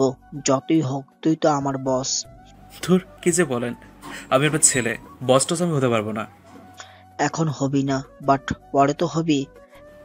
আচ্ছা, তখন দেখা যাবে। আচ্ছা, আমি যাই। আর এই নে ক্রেডিট কার্ড, তোর যত টাকা লাগে খরচ করবি। ওকে। আঙ্কেল চলে যাওয়ার পর এক কোণে চুপচাপ বসে রইলাম। যাক, নিজের মাথা গোছার মতো অন্তত একটা ঠাই তো হলো। আমি একটা রুম পরিষ্কার করে কিছুটা পরিষ্কার করে ঘুমিয়ে পড়লাম। মোবাইলের আওয়াজে ঘুমিয়ে গেল। মোবাইলটা হাতে নিয়ে দেখি রিয়া কল দিচ্ছে। রিয়া বলেন। ভাইয়া, আপনি ফিরে আসেন প্লিজ, একা একা ভালো লাগছে না। তা কি করে হয়, আমি তো অনেক দূরে চলে এসেছি। ভাইয়া, আপনাকে ছাড়া কিছুই ভালো লাগছে না, যেন সময় যাচ্ছে না। যখন আমার কথা মনে পড়বে তখন আমাকে কল দিয়েন। তা এখন কি করছেন? একটা নতুন বাসায় এসেছি, সেটা দেখতে লাগলাম চারপাশ। তা কার বাসায় উঠেছেন? সেটা না হয় পরেই বলবো। আমি কাল ইরার সাথে ওর কলেজে যাব, আপনি প্লিজ আসেন। ওকে, দেখি। আমি কিন্তু আপনার অপেক্ষায় থাকবো। ওকে। আচ্ছা বাই, পরে কল দেব। Okay bye. কলটা কেটে দিলাম। দরজায় কে যেন নক করলো। দরজা খুলে দেখি এটা লোক, আর তার হাতে খাবার। কি চাই এখানে? আপনি কি নীল স্যার? কেন? আপনার জন্য বস খাবারগুলো পাঠিয়েছে। ওকে, দাও। খাবারটা নিয়ে ভিতরে চলে আসলাম। খাবার খেয়ে সবকিছু গুছিয়ে রাখলাম। বাবা মায়ের ছবিটা আমার রুমের দেয়ালে বড় করে টাঙিয়ে দিলাম। একটু পড়তে বসলাম। পড়া শেষ করতে করতে বিকেল হয়ে গেছে। পড়া থেকে উঠে ছাদে গিয়ে পায়চারি করছি আর ভাবছি, না, আজ থেকে নিজের অধিকার নিজে বুঝে নেব। নিজের বাড়ি থেকে আমি কেন বেরোবো? বেরতে হবে ওরা। হ্যাঁ, আজ থেকে আমিও বিলাসবহুলভাবে জীবনযাপন শুরু করব। এটার কথা খুব মনে পড়ছে। যতই কিছু হোক, আমি তোকে ভালোবাসি। আর ও তোমার বউ। জানি না ও আমাকে কোনোদিন মেনে নেবে কি না, কিন্তু আমি যে তাকে অনেক ভালোবাসি, হয়তো সেটা আর প্রকাশ করা হলো না। সব আমরা ছেদ ঘটিয়ে হঠাৎ রিয়া কল দিল। রিয়া বলেন। ভাইয়া দুপুরে খেয়েছেন? খেয়েছি, আপনি? আমিও খেয়েছি। জানেন ভাইয়া, আপনি যাওয়ার পর কি হয়েছে? কি হয়েছে? মামা বাড়ির সকল কাজের লোক আর ড্রাইভারকে বিদায় করে দিয়েছে। কেন? মামা বলেছে সব কাজ ওদের নিজ হাতে করতে। ওকে, আমি আঙ্কেলের সাথে কথা বলবো। খবরদার আপনি কোনো কথা বলবেন না। কেন? ওদের এইটাই প্রাপ্য ছিল। তাই বলে কি ওদের এইভাবে কষ্ট দিয়ে তো লাভ নেই। ওরা এবার বুঝবে যে একটা মানুষকে কষ্ট দিলে সে কতটা কষ্ট পায়। ওকে, আচ্ছা আমি পরে কথা বলছি ভাই। মাত্র ফোন দিলাম আর এখন আবার কেটে দেবেন? একটু কাজ আছে। Okay bye. কলটা কেটে দিলাম। আঙ্কেলের মধ্যে কয়েকটা গাড়ি আর গার্ড পাঠিয়েছেন। গাড়িগুলোকে পার্কিং করলাম আর গার্ডদের সাথে কথা বললাম কিছুক্ষণ। রাতে খাবার খেয়ে কিছুক্ষণ বই পড়লাম। পড়তে পড়তে কখন যে ঘুমিয়ে গেলাম তার কোনো খবর নেই। সকালে উঠে ফ্রেশ হয়ে আঙ্কেলের পাঠানো খাবার খেয়ে নিলাম। কলেজ যাওয়ার জন্য রেডি হলাম। রুম থেকে বেরিয়ে দেখি আমার গার্ডগুলো সব বাইরে দাঁড়িয়ে আছে। আমি 3টে গাড়ি নিয়ে কলেজের উদ্দেশ্যে রওনা দিলাম। আমার সামনের গাড়িতে গার্ড আছে, পেছনের গাড়িতে গার্ড আছে, আর মাঝখানে আমার গাড়ি। কিছুক্ষণ পর আমি কলেজের গেট দিয়ে ঢুকলাম। সবাই গাড়িগুলোর দিকে হা করে তাকিয়ে আছে। সেই সাথে দেখলাম ইরা, রবি ও তার ফ্রেন্ড আর সাথে রিয়াও রয়েছে। আবার গার্ডরা এসে আমার গাড়ির দরজাটা খুলে দিল আর আমি গাড়ি থেকে বের হতে দেখে সবাই খুব অবাক হলো। সবচেয়ে বেশি অবাক হলো ইরা, রবি আর রিয়া। তারা হয়তো কোনোদিন ভাবতেই পারেনি যে আমাকে এমন রুমে দেখবে। আমার ফ্রেন্ড তানভীরও হা করে আমার দিকে তাকিয়ে আছে। অনেকে আমার সাথে কথা বলতে আসছিল, কিন্তু গার্ডরা তাদের আসতে দেয়নি। আমি একটা গার্ডকে ইশারা করলাম রিয়াকে ডাকার জন্য, আর আমি চলে আসলাম তানভীরের কাছে। কিরে শালা, আজকে হঠাৎ এই রূপ? কেন, এই রূপ কি আমার অযোগ্য? আরে না না, সেটা না। আগে তো কখনো এরকম ছিলি না, হঠাৎ আজকে তাই বললাম আর কি। এটার কারণ আছে, সব বলবো তোকে। ভাইয়া কেমন আছেন? ভালো, আপনি কেমন আছেন? আপনাকে এমন দেখে সত্যি খুব ভালো লাগছে। তা হঠাৎ এই পরিবর্তন? তাহলে শোনেন, সব বললাম। এতদিনে কাজের কাজ করেছেন? এই কথা যাতে ওরা জানতে না পারে। ওকে, জানবো না। ওরা আপনাকে নিয়ে অনেক আলাপ আলোচনা করছে। করতে দাও, আরো কত কি দেখবে আমার। আজ একজনকে উচিত শিক্ষা দেবো। কাকে দিবি? সেটা নয় পরে দেখবি, এখন ক্লাসে চল। রিয়া, তুমি এর কাছে যাও, আর আমার ব্যাপারে কিচ্ছু বলো না। ওকে, বলবো না। আমি তানভীর ক্লাসে চলে আসলাম। ইরা আমার দিকে অনেকক্ষণ তাকিয়েছিল। আমি সেদিকে না তাকিয়ে সোজা ক্লাসে চলে আসলাম। ক্লাস করছি আর ইরার দিকে মাঝে মাঝে তাকাচ্ছি। আমি যতবার ওর দিকে তাকাচ্ছি ততবার চোখ অন্যদিকে ঘুরিয়ে ফেলে। আমি আর ওর দিকে না তাকিয়ে ক্লাসগুলো করতে লাগলাম। কলেজ ছুটির পর আমি আর তানভীর আর আমার বিশাল দেহি গার্ডগুলোকে নিয়ে হাঁটছি। আমি একটা নিরিবিলি জায়গায় বসলাম আর একটা গার্ডকে ইশারা করে বললাম ওই ছেলেটাকে, অর্থাৎ রবিকে এখানে নিয়ে আসতে। কি রে, রবিকে ডাকতে গেলি কেন? শুধু চেয়েছে দেখ। গার্ডটা রবিকে জোর করে নিয়ে আসছে, আর পেছনে ইরা সহ রবির ফ্রেন্ডরাও আমাদের দিকে তাকিয়ে আছে। আমাকে এইখানে ধরে আনার মানে কি? কুল রবি কুল, তোমাকে রাগ দেখানোর জন্য এখানে ডাকিনি। তাহলে কেন ডেকেছ? বাহ, তুমি তো টাকাকে খুব সম্মান করো। মানে? আগে আমি যখন নর্মাল ড্রেসে স্কুলে আসতাম, কলেজে আসতাম, তখন আমাকে অনেক অপমান আর তুই করেই বলতি। আজ ওরা তুমি করে ডাকছো, কারণটা কি? আমার কিছু কাজ আছে, আমাকে ছেড়ে দাও। দেব, এক শর্তে। কোন শর্ত? মনে আছে আমাকে বলতি যে আমার রুমাল বের করে তোদের পা মুছে দিতে। আজ ঠিক তুই আমাদের সবার পা মুছে দিবি। না, আমি পারবো না। আমিও একদিন এই না শব্দটা বলেছিলাম, যার ফলে তুই আমার বাবার নামে গালি দিয়েছিলি। আমি কিছুই বলিনি। দেখ, আমি সোজাসুজি বলছি যে কাজটা করে দে। বললাম তো আমি করব না। ওই, ওকে ইচ্ছে মতো মারো। এ বলার সাথে সাথে এই গার্ডরা ওকে মারতে লাগলো, আর এটা দেখে ইরা ভয়ের সাথে সাথে সেখান থেকে চলে গেল। ভাই, আমাকে আর মারবেন না, আমি মুছে দিচ্ছি। আরে বেচারা, এত মার খাওয়ার দরকার ছিল? হ্যাঁ, যদি কথাটা আগে বলতি। দে, এখন পরিষ্কার করে দে। রবিও রুমাল বের করে সবার পা মুছে দিল। আজ থেকে প্রতিদিন এই কাজ করে যাবি আমার, নইলে যে কি করবো তুই বুঝতেও পারবি না। ওকে ভাই, মুছে দিব। আর ইরার সাথে কথা বলা নিয়ে, চলাফেরা নিয়ে আমি কিছু বলবো না, সেটা তোর ইচ্ছে। ওকে ভাই। এনে, এখানে কিছু টাকা আছে, মেডিসিন লাগবে তোর। না ভাই, লাগবে না। আমি তোকে নিতে বলেছি। এরপর রবি আমার হাত থেকে টাকাটা নিল। ওকে, তুই এখন যা। রবি আর এক সেকেন্ড না দাঁড়িয়ে দ্রুত সেখান থেকে চলে গেল। দোস্ত সাব্বাস, এতদিন একটা কাজের কাজ করেছিস। চল, আজ আমার বাসায় যাবি। ওকে চল, আজকে আড্ডা দেবো। চল। আমি তানভীরকে নিয়ে বাসায় চলে আসলাম। কিরে তুই এখানে কেন? সব পরে বলবো, আগে বল বাসাটা কেমন। পুরো রাজপ্রাসাদের মতো। চল চল ফ্রেশ হয়ে নে, একসাথে খাবো রে। তুই রান্না করেছিস? আরে পরে সব বলছি, আগে তুই খেতে দে। আমার সন্দেহ হচ্ছে তুই কোথাও আকাম ঘটিয়েছিস নাকি। সালা, আমার কি তোর তোর মতো মনে হয়? হয়েছে, এখন চল, খিদে পেয়েছে। চল। দুই বন্ধু একসাথে খাবার খেয়ে রেস্ট নিতে লাগলাম। আচ্ছা, তুই যে আমার এখানে আসছিস, তোর বাবা মা চিন্তা করবে না? ওদের জানিয়েছি। ও, এইবার আমাকে সম্পূর্ণ ঘটনা খুলে বল। ওকে শোন তাহলে, এরপর সব বললাম। এরা কি তোকে মেনে নেবে? মনে হয় না, কারণ ও তো আমাকে সহ্য করতে পারে না। আমার মনে হয় ও তোকে একদিন না একদিন ঠিকই মানবে। সেই দিনে অপেক্ষায় আছি আমি। নিজের অধিকার বুঝেছিস, এই জন্য খুব ভালো লাগছে আমার। আজ থেকে ইরা আর রবি তোকে ভয় পাবে। এতদিন একটা কাজের কাজ করেছিস। আমি চাই না আমার কারণে কেউ কষ্ট পাক। আমার এই বিলাসিতার কোনো প্রয়োজন নেই। পাগল নাকি তুই? তোর সম্পদ তুই ভোগ করবি, এতে কারো কষ্ট পাবার কি আছে? আজ আমরা বাইরে ডিনার করব। ওকে। এখন একটু রেস্ট নে। কেন, তুই কই যাবি? আমি একটু পড়বো। আমি আর কোনো কথা না বলে বই নিয়ে পড়তে লাগলাম। এমন সময় রিয়া কল দিল। রিয়া বলেন। ভাইয়া, দুপুরে খেয়েছেন? খেয়েছি। আপনি খেয়েছেন? আমিও খেয়েছি। তা কি করেন? শুয়ে আছি। আপনি নিশ্চয়ই বই পড়ছেন। আপনি কিভাবে জানলেন? আমি বুঝে গেছি। আজকে রবিকে কেন মারলেন? আচ্ছা, তুমি কিভাবে জানো? ইরা এসে বলল।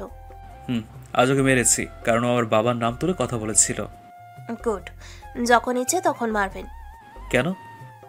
আরে ও একটা খারাপ ছেলে। ও বারবার ইরার শরীরে ঢুলে পড়ে। ইরা ওকে আশকারা দিয়েছে, তাই ও এমন হয়েছে। আপনি তো ইরার জামাই, আপনার কি কষ্ট হয় না যখন ও কোনো ছেলের সাথে চলে? এই উত্তরটা আমি এখন না, পরে বলবো। সেদিন আপনিও খুব ভালো করে বুঝতে পারবেন। আচ্ছা, আপনি পরে কল দিব। Okay by. বাই। কল কেটে দিয়ে পড়তে শুরু করলাম। আর তানভীর আরামে ঘুমোচ্ছে। পড়তে পড়তে বিকেল হয়ে গেছে, সালা এখনো ঘুমাচ্ছে। ওই, উঠবি না নাকি? আরে মা, আর একটু ঘুমাতে দাও। ওই সালা, আমি তোর মা না, আমি তোর বন্ধু। ওর তাড়াতাড়ি। কি হয়েছে, আর একটু ঘুমাতে দে ভাই। আর এক সেকেন্ডও না। উঠবি নাকি পানি মেরে দেবো? উঠছি। ধুর, দিদি তো ঘুমটা ভেঙে। এত কিভাবে ঘুমাতে পারিস? হ্যাঁ, যা গিয়ে ফ্রেশ হয়ে নেয়। তানভীর চলে গেল ফ্রেশ হতে। আমি ছাদে গেলাম, গিয়ে বাতাস অনুভব করছি। তুই বাতাস খাওয়ার জন্য কি আমার আরামের ঘুমটা ভেঙে দিলি? তোর ঘুম আরাম নাকি এই বাতাসের অনুভবটা আরামের, কোনটা? আমার ঘুম আরাম। সালা, তুই তো এলিয়েন, তাই তোর ঘুম আরামের। আচ্ছা দোস্ত, তুই এখানে একা জেনেও ইরার বাবা একবারও আসলো না কেন? উনি সারাদিন অফিসের কাজ করেন, এখানে আসবে কি করে? তাছাড়া উনি কল দিয়ে তো খবর দিচ্ছেই। সেটা না হয় বুঝলাম, বাট একটা কথা কিছুতেই মাথায় ঢুকছে না। কি কথা? এরা তো রবির জিএফ, তার উপরে আবার তোর বউ।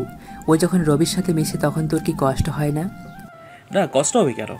আমি জানি ইরা একদিন রবির ধোকা খেয়ে আমার কাছে আসবে, আর সেই দিনের জন্য আমি অপেক্ষা করছি। ভাইরে, তুই যেটা ভালো বুঝিস সেটাই কর। আমাকে যে বুঝতেই হবে। এভাবে তানভীরের সাথে কিছুক্ষণ কথা বললাম। বাসায় ঢুকে রেডি হও। কেন? আমরা কই যাব? বলেছি না আমরা বাইরে খাবো। এখন তাড়াতাড়ি চল। ভাই, আমার কাছে টাকা নেই আজকে। তোর কাছ থেকে আমি টাকা খুঁজেছি? তবু আমি যাব না। একটা থাপ্পড় দিমু, তাড়াতাড়ি চল। ওকে, 1 মিনিট দাঁড়া। আমি আর তানভীর বেরিয়ে পড়লাম, সাথে আমার গাড়িটা ছিল। আমরা একটা মার্কেটে আসলাম। কি রে, এখানে আসলি যে? আমার কিছু কেনাকাটা দরকার, তাই এখন আমার জন্য কিছু শার্ট প্যান্ট পছন্দ কর। তানভীর আমার জন্য কিছু শার্ট প্যান্ট পছন্দ করলো, আমি সেইগুলো কিনে নিলাম। নে ধর প্যাকেটগুলো হাতে দিয়ে। এইগুলো দিয়ে আমি কি করব? আমি এগুলো তোর জন্য কিনেছি। তুই আমার জন্য এগুলো কেন কিনতে গেলি? চুপ, একটা কথা বলবি না। নে এগুলো ধর। না, আমি এগুলো নেব না। ধরতে বলেছি ধর। অনেক জোরাজোরির পর তানভীর আমার হাত থেকে প্যাকেটগুলো নিল।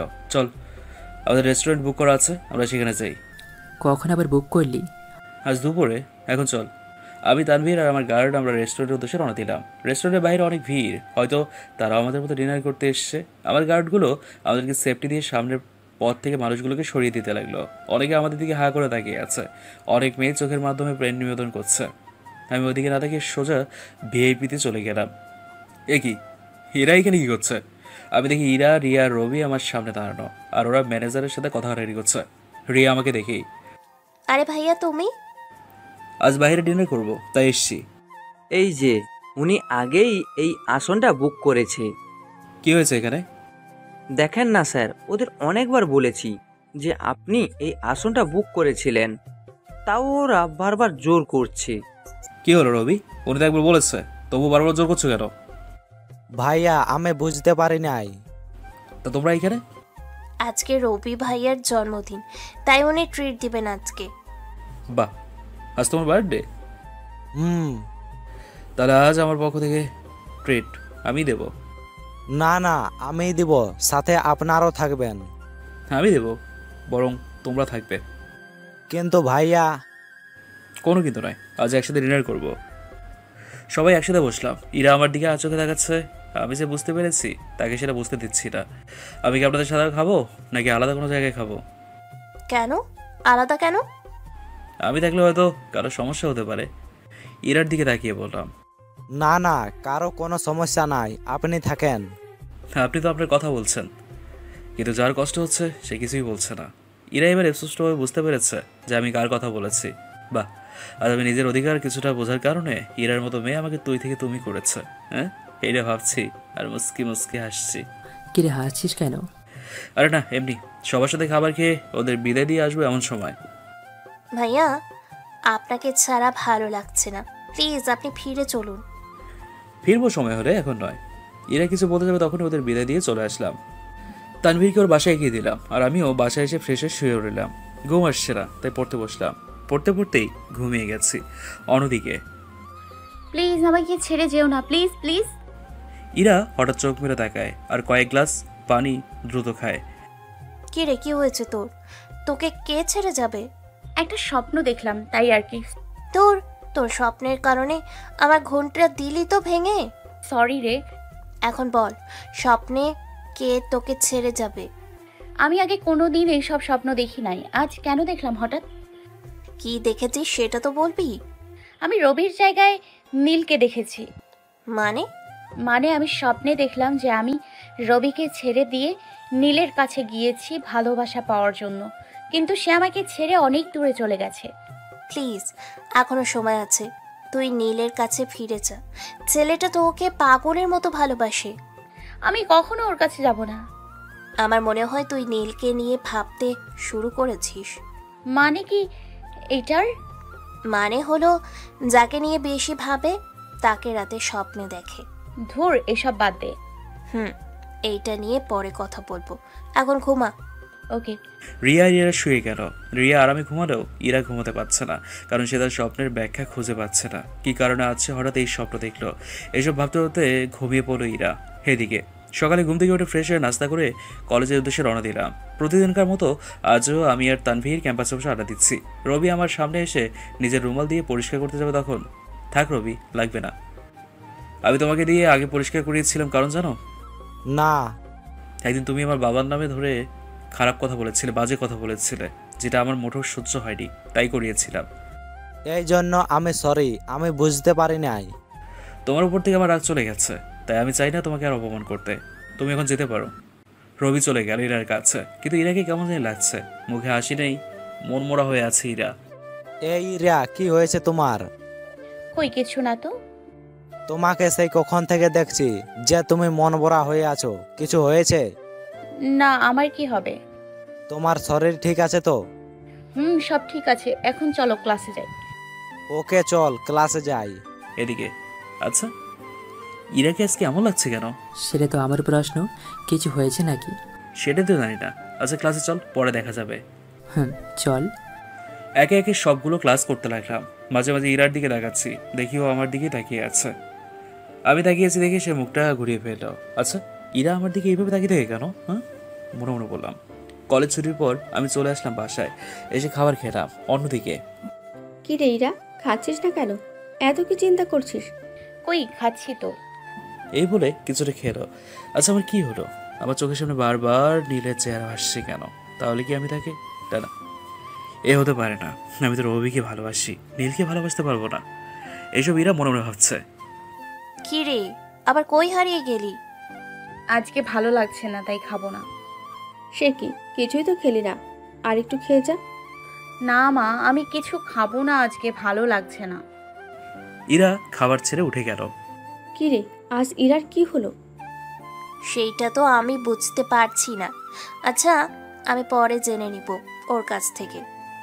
ওকে, সেটাই কর। এদিকে আমি ঘুম থেকে বিকেলে উঠলাম, উঠে দেখি আঙ্কেল কল দিয়েছে অনেকগুলো। আমি দেরি না করে আঙ্কেলকে কল দিলাম। হ্যালো আঙ্কেল, কেমন আছেন? এদিকে আমি ঘুম থেকে বিকেলে উঠলাম, উঠে দেখি আঙ্কেল কল দিয়েছে অনেকগুলো। আমি দেরি না করে আঙ্কেলকে কল দিলাম। হ্যালো আঙ্কেল, কেমন আছেন? এটা ভালো, তোর কি অবস্থা? এই তো আছি কোনো রকম আঙ্কেল। এতবার কল দিলাম, ধরস নাই কেন? ঘুমিয়েছিলাম তাই ধরতে পারিনি। তোর কি থাকতে কষ্ট হয়? না না, আমি ঠিক আছি। আচ্ছা আঙ্কেল, একটা কথা বলার ছিল। কি কথা? আপনি নাকি বাড়ির সকল কাজের লোক আর ড্রাইভারকে বিদায় করে দিয়েছেন। তুই কিভাবে জানলি? রিয়া বলেছে আমাকে। করেছি। এইভাবে ওদের কষ্ট দিয়ে লাভ আছে কোনো? অনেক লাভ আছে। ওরা তোকে দিয়ে যেভাবে খাটিয়েছে আমিও ঠিক সেভাবে খাটাচ্ছি। না আঙ্কেল, আপনি আজই কাজের লোক ঠিক করে দেবেন। দিব, বাট এখন না, পরে দেব। না, আপনি আজই দেবেন। আমি একবার বলছি পরে দেবো, ব্যাস। ওকে। আচ্ছা, কোনো অসুবিধা হলে আঙ্কেলকে জানাবি। ওকে জনাব। ওকে, ভালো থাকিস, বাই। বাই। কল কেটে দিলাম আর রিয়াকে কল দিলাম। ভাইয়া বলেন। আজকে কলেজে দেখলাম মীরার মন খারাপ। কি হয়েছে ওরে? সেটা আমিও বুঝতে পারছি না, বাসায় এসে ঠিকমতো খাবারটাই খাই নাই। ওকে জিজ্ঞেস করনি কিছু? না, এখনো করি নাই। ওকে জিজ্ঞেস করার পর আমাকে কল দিয়ে জানিও। কেন, খুব টেনশন হচ্ছে বুঝি বউয়ের জন্য? ধুর, কি যাতা বলছো? এই যে মিস্টার নীল, আমি বুঝতে পেরেছি। কচু বুঝেছ। বাই। এই বলে কলটা কেটে দিলাম, নইলে আল্লাহ জানে আমাকে যে আরো কি কি শুনতে হতো। অন্যদিকে সত্যি করে বলতো, তোর আজ কি হলো? তোকে তো বললাম কাল রাতে। তুই কি নীল ভাইয়ার কথা ভেবে মন খারাপ করলি কেন? আর বলিস না, আমি যেদিকে তাকাই শুধু ওকেই দেখতে পাই। চোখ বন্ধ করলেও ওর চেহারা ভেসে ওঠে। এইটা হচ্ছে ভালোবাসার লক্ষণ। পাগল নাকি তুই? আমি নীলকে ভালোবাসতে যাব কেন? আমি তো রবিকে ভালোবাসি। তোর মন বলছে যে তুই নীল ভাইয়াকে ভালোবাসতে শুরু করেছিস। কখনোই না। আচ্ছা, আমার মন খারাপের কারণ কেউ যাতে না জানতে পারে। কেন? একবার বলেছি যাতে জানতে না পারে, আবার প্রশ্ন করছিস কেন? ওকে, জানাবো না। এদিকে আমি রাতে পড়তে বসলাম আর পড়া থেকে উঠে ফ্রেশ হয়ে খাবার খেয়ে ঘুমিয়ে পড়লাম। এইভাবে কেটে গেল কয়েকটা মাস। আর প্রতিদিন মতো আজকেও তানভীরের সাথে কলেজ আড্ডা দিচ্ছি। ইরার চেহারা আগের চেয়ে অনেক খারাপ হয়ে গেছে। সে অনেকটা শুকিয়ে গেছে, চোখের নিচে কালো দাগ পড়েছে কিছুটা। আমি সবটা দেখেও না দেখার ভান করছি, তবুও ওদের বুঝতে দিচ্ছি না। ইরা এখন আমার দিকে প্রায় তাকিয়ে থাকে। আমি তার দিকে তাকালেও সে আর চোখ ঘোরায় না। বাধ্য হয়ে, আচ্ছা ইরা, তোমার কি হয়েছে?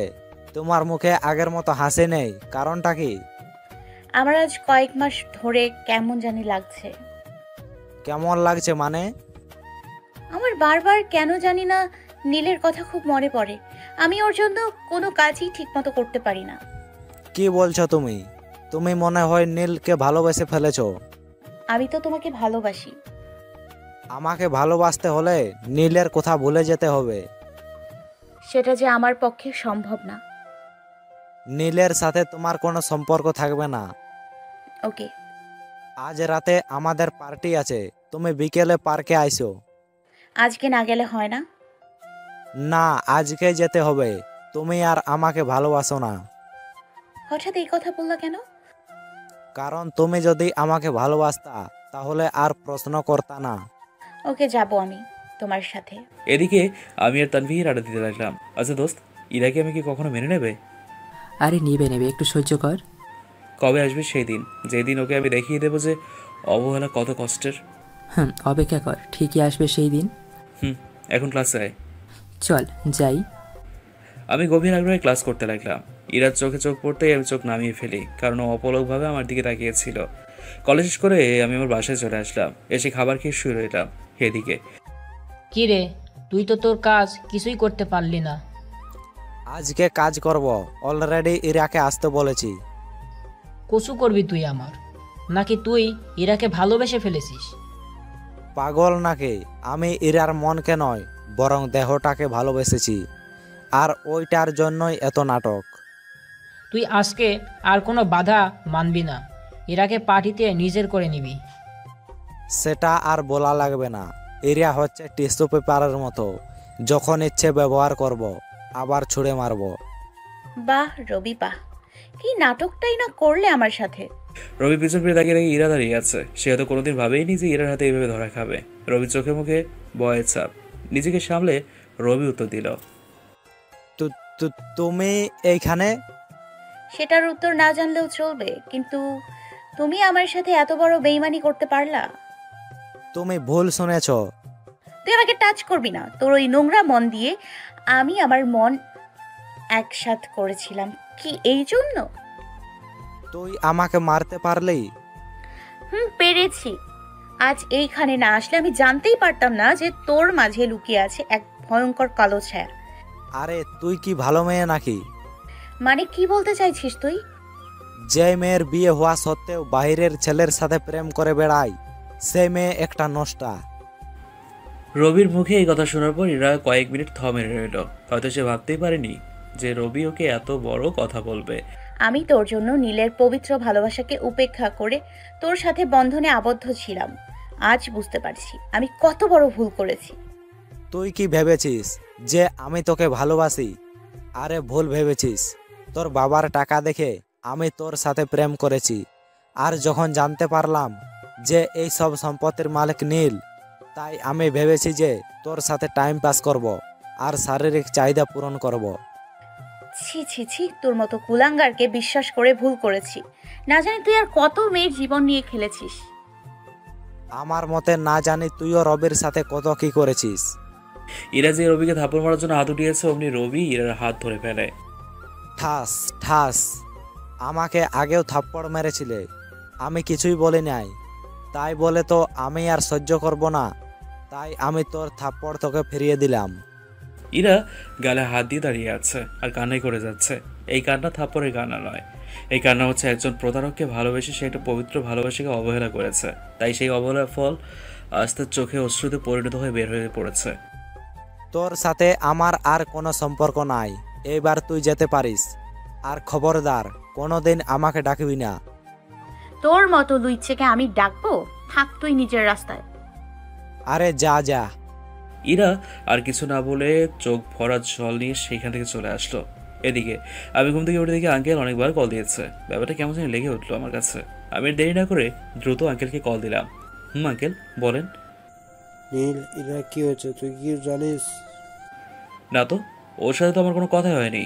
কেন, কি হয়েছে?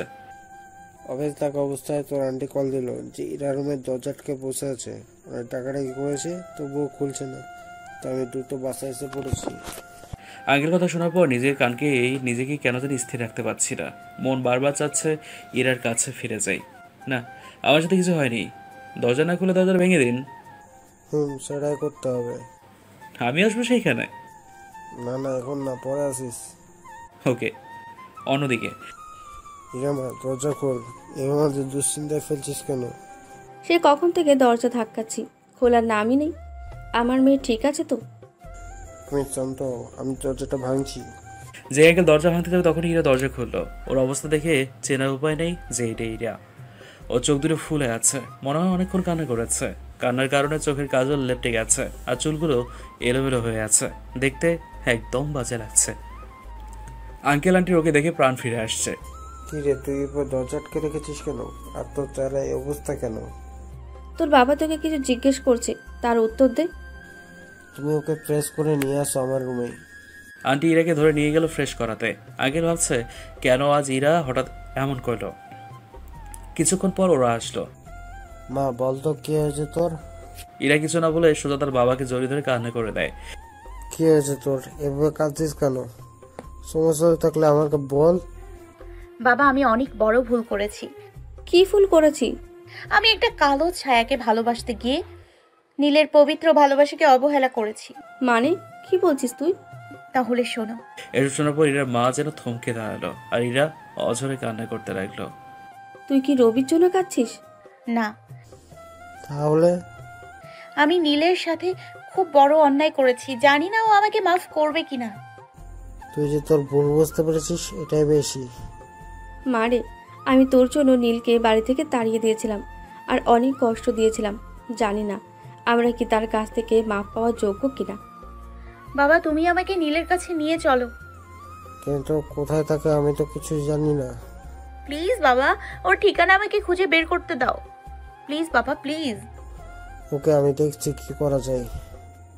আমিও ওর কাছে মাপ চেয়ে নিই। ওর বাড়ি থেকে ওকে তাড়িয়ে দিয়েছি, এটার মতো জঘন্য কাজ আর নেই, তাই আমি ওর কাছে মাপ চেয়ে নেব। প্লিজ বাবা, আমাকে ওর কাছে নিয়ে চলো। ও তো কলেজে আছে, তখন ওর সাথে কথা বলিস। ও কি আমার সাথে কথা বলবে? কথা বলার চেষ্টা করিস, দেখ কি হয়। এদিকে আমি একটা বই নিয়ে পড়তে লাগলাম, কিন্তু কিছুতেই আমার পড়ায় মন বসছে না। বারবার ইরার জন্য টেনশন হচ্ছে, না জানি কি পাগলামি করে বসে। আচ্ছা, ও হঠাৎ এমন আচরণ কেন করলো? রবির সাথে কি ওর কিছু হয়েছে? এমন সময় আঙ্কেল কল দিল। আঙ্কেল, ইরা কি দরজা খুলেছে? খুলেছে। কি হয়েছে ওর, জিজ্ঞেস করেছেন কিছু? ওর সাথে ওর ফ্রেন্ডের কথা কাটাকাটি হয়েছে, তাই মন খারাপ করে বসে আছে। এখন সব ঠিক আছে তো? এখন সব ঠিক আছে।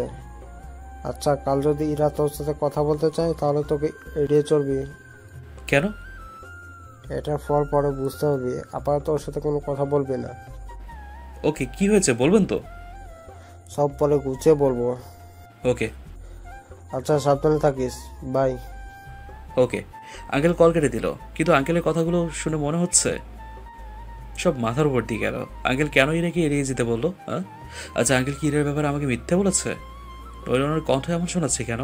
আচ্ছা যাই হোক, আঙ্কেল বললো আমি ইরাকে এড়িয়ে চলবো, না বললেও চলবো। রাতে খাবার খেয়ে শুয়ে শুয়ে ফেসবুক চালাচ্ছি, এমন সময় একটা অচেনা নম্বর থেকে কল আসলো। হ্যালো, আসসালামু আলাইকুম। ওয়ালাইকুম আসসালাম, কেমন আছো? এই তো ভালো, আপনি কে? তুমি আমাকে চিনতে পারো নাই? না, কে আপনি? বাহ, যখন আমাকে প্রয়োজন ছিল তখন ছিঁড়ে ছিঁড়ে খেয়েছো, আর এখন প্রয়োজন শেষ তাই ছুঁড়ে ফেলে দিয়েছো। পাগলের মতো কি কথা বলছেন? আমি তো আপনাকে চিনি না। আমি তোমাকে চিনি, তোমার নাম নীল। আমি মেয়েটার কণ্ঠ ভালো করে শুনতে লাগলাম। কোথায় যেন শুনেছি। হ্যাঁ, মনে পড়েছে। আর এটা তো রিয়ার কণ্ঠ, আমার সাথে মজা করো তাই না? তারাও বের করছি। ও আপনি শারীরিক সার্ভিস দেওয়া সেই নিপা নামের মেয়েটা যে কাল রাতে আমার বাসায় এসেছিল? কি, আপনি বাসায় মেয়ে নিয়ে যান? আসলে আমি আপনাকে চিনতে পারিনি। আপনি কি নিপা? ছি, আপনি এত খারাপ? আপনাকে তো অনেক ভালো জানতাম। নিজের ভাইয়াকে খারাপ বলছেন মিস রিয়া? এই ভাইয়া, আপনি আমাকে চিনতে পেরেছেন? অনেক আগেই চিনেছি, বাট একটু মজা করেছে আর কি। আমি আরো সিরিয়াস নিয়ে ফেলেছি। ধুর গাধি, আমাকে কি ওইরকম মনে হয়? না, আমার ভাইটা খুব ভালো। তাই এতদিন পর আমার কথা মনে পড়লো? কি করব, আগের মোবাইলটা হারিয়ে গেছে, সাথে আপনার নাম্বারও। পরে অনেক কষ্টে জোগাড় করেছি। কেমন আছেন? ভাইয়া ভালো, আপনি? সেই কবে যে গেলেন, আর তো এলেন না। আসবো কয়েকদিন পর আবার। আপনি তো আমাকে ভুলেই গেছেন। যদি ভুলেই যেতাম তাহলে কি আপনার কণ্ঠ চিনতে পারতাম? তাহলে বোনের কথা মনে আছে? আচ্ছা। আচ্ছা ভাইয়া, পরে কথা বলবো। ওকে, বাই। পড়া শেষ করে খাবার খেয়ে শুয়ে রইলাম, কিন্তু কিছুতেই ঘুম আসছে না। বারবার ইরার কথা মনে পড়ছে। ঘুম না আসা সত্ত্বেও জোর করে ঘুমিয়ে পড়লাম। সকালে উঠে ফ্রেশ হয়ে খাবার খেয়ে কলেজে গেলাম। আজ তানভীর আসেনি, ওর আসতে দেরি হবে। একা একা বসে আছি, একটা জিনিস খুব অবাক লাগছে। রবি আর ওর ফ্রেন্ডরা আছে, বাট সেখানে ইরা নেই। কি হয়েছে ওর? কোনো সমস্যা হয়নি তো? খুব টেনশনে পড়ে গেলাম। হঠাৎ কলেজ গেটে চোখ পড়তে যেন খুব খুশি লাগছে, কারণ ইরা মাত্র গেট দিয়ে ঢুকলো, কিন্তু ওকে দেখে এত উদাসীন লাগছে কেন? অবাক করার বিষয় হলো, আজ রবির সাথে কথা না বলে সরাসরি আমার দিকে আসছে। আমিও দেখেও না দেখার ভান করে আছি। কি ব্যাপার, ইরা আমার দিকে আসছে কেন? আমি তোর সাথে কোনো কথা বলিনি। যাই হোক, আসলে আসুক, এড়িয়ে চলেই হবে। স্যার, একটা মেয়ে আপনার কাছে আসার জন্য খুব জোরাজুরি করছে। কোনো মেয়ে যাতে আমার কাছে আসতে না পারে। প্লিজ নীল, তোমার সাথে আমার কিছু কথা আছে। একটু কথা বলবো তোমার সাথে। কি হলো? আমি কি বলেছি শুনতে পাননি? গার্ডকে বললাম। এরপর গার্ডরা জোর করে ইরাকে সরিয়ে দিল। ইরা নাকি আমার সাথে কথা বলবে। আমার কোনো প্রয়োজন নেই তার সাথে কথা বলার। হয়তো এখন আমাকে করুণা করবে। কি রে, কি ভাবছিস? তুই কখন এলি? এই তো মাত্র আসলাম। আর ইরাকে গার্ডরা তো তোর কাছে আসতে বাধা দিচ্ছিল কেন? জানি না, সে নাকি আমার সাথে কথা বলতে চায়। তাহলে বলিস নাই কেন? যেই মেয়ে আমার কথা পছন্দ করে না সেই মেয়ের সাথে আমি নাকি কথা বলবো? হ্যাঁ দোস্ত, তুই কি একটা ব্যাপার খেয়াল করেছিস? কোন ব্যাপার? আজকে রবি আর ইরাকে আলাদা আলাদা লাগছে কেন? জানি না। আর এর ব্যাপারে আমার সাথে কথা বলবি না। কেন? বললে সমস্যা কি? তাহলে তো থাক, আমি যাই। ওকে, আর বলবো না, সরি ভাই। এবার ঠিক আছে। এভাবে কিছুক্ষণ কথা বলে আমি ক্লাসে চলে আসলাম। ইরার দিকে মাঝে মাঝে তাকাচ্ছি, ও চোখগুলো লাল হয়ে আছে। মানুষ অনেকক্ষণ কান্না করলে যেমন লাগে ঠিক তেমনই লাগছে। ইরা ক্লাস টাইমেও আমার সাথে কথা বলতে বহুবার চেয়েছে, আমি তাকে দেখে এড়িয়ে গেছি। স্যার ক্লাস করাচ্ছে, আমিও মন দিয়ে ক্লাস করতে লাগলাম, কিন্তু ইরা আমার দিকে তাকিয়ে আছে। আমি সেদিকে না তাকিয়ে ক্লাসে মন দিলাম। শুনে থতমত খেয়ে গেল। জি স্যার, বলেন। জি স্যার। ইরা কিছু না বলে তার চোখে জল ফেলতে লাগলো। ইরা বসে টিস্যু দিয়ে মুখ পরিষ্কার করতে লাগলো। আচ্ছা, হয়েছেটা কি? যে মেয়ে পড়ার জন্য এত পাগল ছিল আজ তার এই অবস্থা কেন? ওকে দেখে মনে হয় না যে ও ঠিক আছে। আগে তো বললো সবকিছু ঠিক আছে, তাহলে ইরার এই পরিণতি কেন? মনে হচ্ছে কলেজ ছুটির পর আমি যে গাড়িতে উঠতে যাবো ঠিক তখনই দেখি ইরা দৌড়ে দাঁড়িয়ে আছে, আর ওর চোখে আমি স্পষ্ট পানি দেখতে পাই, যে পানিতে সূর্যের আলোর প্রতিফলন হয়ে আমার চোখে এসে পড়ছে। এরা চোখে দিয়ে না তাকিয়ে আমি চলে আসলাম। হয়তো ওর চোখে মায়া বেশিক্ষণ তাকিয়ে থাকলে হয়তো আমি ওর মায়ায় ফেসে যেতাম। বাসায় এসে ফ্রেশ হয়ে খাবার খেয়ে ঘুমিয়ে গেলাম। ঘুম থেকে উঠে ছাদে হাঁটতে লাগলাম। এমন সময় আঙ্কেল কল দিল। আঙ্কেল বলেন। আমি তোকে একটা কথা বলার জন্য ফোন করেছি, জানি না তুই কথাটা কিভাবে নিবি। আরে বলেন, সমস্যা নেই। আসলে কাল তুই এরা ব্যাপারে যা বলেছিস সব ভুল। মানে? তাহলে সব শোন। আঙ্কেল আমার সব বলে দিল। আমি আঙ্কেলের কথা শুনে অবাক হয়ে দাঁড়িয়ে রইলাম। না না আঙ্কেল, এটা হচ্ছে আবেগ। আবেগ কমে গেলে দেখবেন ঠিকই আমাকে আবার অবহেলা করবে। আমার মনে হয় না সে তোকে আর অবহেলা করবে। সেটা আমি ঠিক বলতে পারবো না, তবে ইরা কখন আমাকে ভালোবাসবে না। আমার মেয়েটার দিকে তাকানো যাচ্ছে না, যেটা কি খারাপ অবস্থা করে রেখেছে। ও যে তীরে তেলে কষ্ট পাচ্ছে। তাহলে আপনি বলেন আমি কি করব? দেখ, মেয়েটা যখন ভুল বুঝতে পেরেছে, তাই বলে গিয়ে তুই ওকে গ্রহণ কর। আঙ্কেল, আপনি কিন্তু আমার দিকটা দেখছেন না, বরং আপনার মেয়ের দিকটাই দেখছেন। মানে? এরা ওই দিন সবার সামনে বলেছিল সে মরে গেলেও আমাকে গ্রহণ করবে না, আর যদি গ্রহণ করেও তাহলে সেটা মানসিক চাপের কারণে। এতে আমার ক্ষতি ছাড়া আর কিছুই হবে না। দেখো বাবা, ওরা ওদের ভুল বুঝতে পেরেছে, আর ও তো তোর বিয়ে করা বউ। কোন বউয়ের কথা বলছেন আপনি? যে বউ বিয়ের পর অন্য ছেলের সাথে রিলেশন করে, যে বউ নাইট ক্লাবে যায় অন্য ছেলের সাথে, এই মেয়েকে আপনি বউ বলছেন? আমরা জানি সে ভুল করেছে, কিন্তু ও তোর ভুল বুঝতে পেরেছে। আঙ্কেল, আমি খুব ক্লান্ত। ওকে বাই, পরে কথা বলবো। কলটা কেটে দিলাম। জানি না এটা আবার ইরার কোন নতুন চাল। আমি জানি সে আমাকে গ্রহণ করবে না, আর সে তো আমাকে সহ্য করতেই পারে না। তাহলে গ্রহণ করবে না কিভাবে? তোর এইসব বিষয় না ভাবলেই ভালো। রুমে এসে পড়তে লাগলাম। রাতে খাবার খেয়ে শুয়ে রইলাম। ইরার কথা ভাবছি। যত ওকে অবলা চোখে দেখি না কেন, আমিও তোকে প্রাণ দিয়ে ভালোবাসছি। ইরার কথা ভাবতে ভাবতে ঘুমিয়ে পড়লাম। সকালে উঠে ফ্রেশ হয়ে নাস্তা করে কলেজে চলে গেলাম। আমি আর তানভীর আড্ডা দিচ্ছি, আর এর আগে আমি মনে মনে খুঁজতে লাগলাম ও কি আজ কলেজে আসবে না। আমি তবুও খুঁজতে লাগলাম। আরে ইরা এখনো আসে নাই, হয়তো পরে আসবে। আমি কি ইরা কি খুঁজছি রে? না, তুই তো কাকপক্ষী দেখছিস। দোস্ত, জানিস কাল ইরা বাবা আমাকে কি বললো? না তো, কে বলেছে উনি? সব বললাম। কি বলছিস এই সব? ইরার মতো মেয়ে কি তোরে ভালোবাসবে? আমার তো মনে হয় না। নাকি এইটা ওর একটা চাল? চাল হতেও পারে, আবার নাও হতে পারে। নাও হতে পারে মানে? কাল যখন ও তোর সাথে কথা বলতে চেয়েছিল, তখন আমি ওর চোখে তোর প্রতি ভালোবাসা দেখেছিলাম। এটা ছিল ওর মিথ্যে স্বার্থপর ভালোবাসা। হতেও পারে। হয়েছে, চল ক্লাসে যাই, পরে এখন কথা বলবো। চল। আমরা দুজন ক্লাসে চলে আসলাম। ক্লাস এখনই শুরু হয়ে যাবে, বাট ইরা এখনো আসছে না কেন? ওর কোনো সমস্যা হয়নি তো? ক্লাস শুরু হয়ে গেল। আজ কিছুতেই পড়াতে মন বসাতে পারছি না।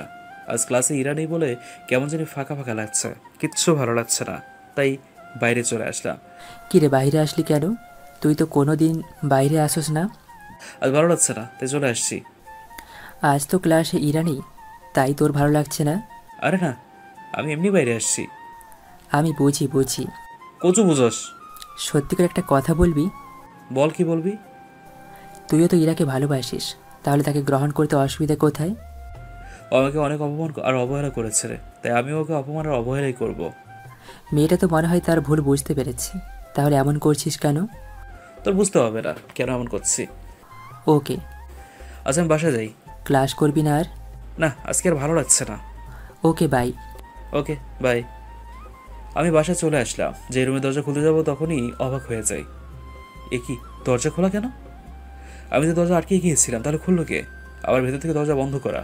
আমি দরজা টোকা দিলাম, কিছুক্ষণ পর কেউ একজন দরজা খুলে দিল। হে কি, আমি কাকে দেখছি? নাকি স্বপ্ন দেখছি? সব কিছু কেমন যেন ঘুরিয়ে যাচ্ছে। হে কি, আপনি এখানে হঠাৎ?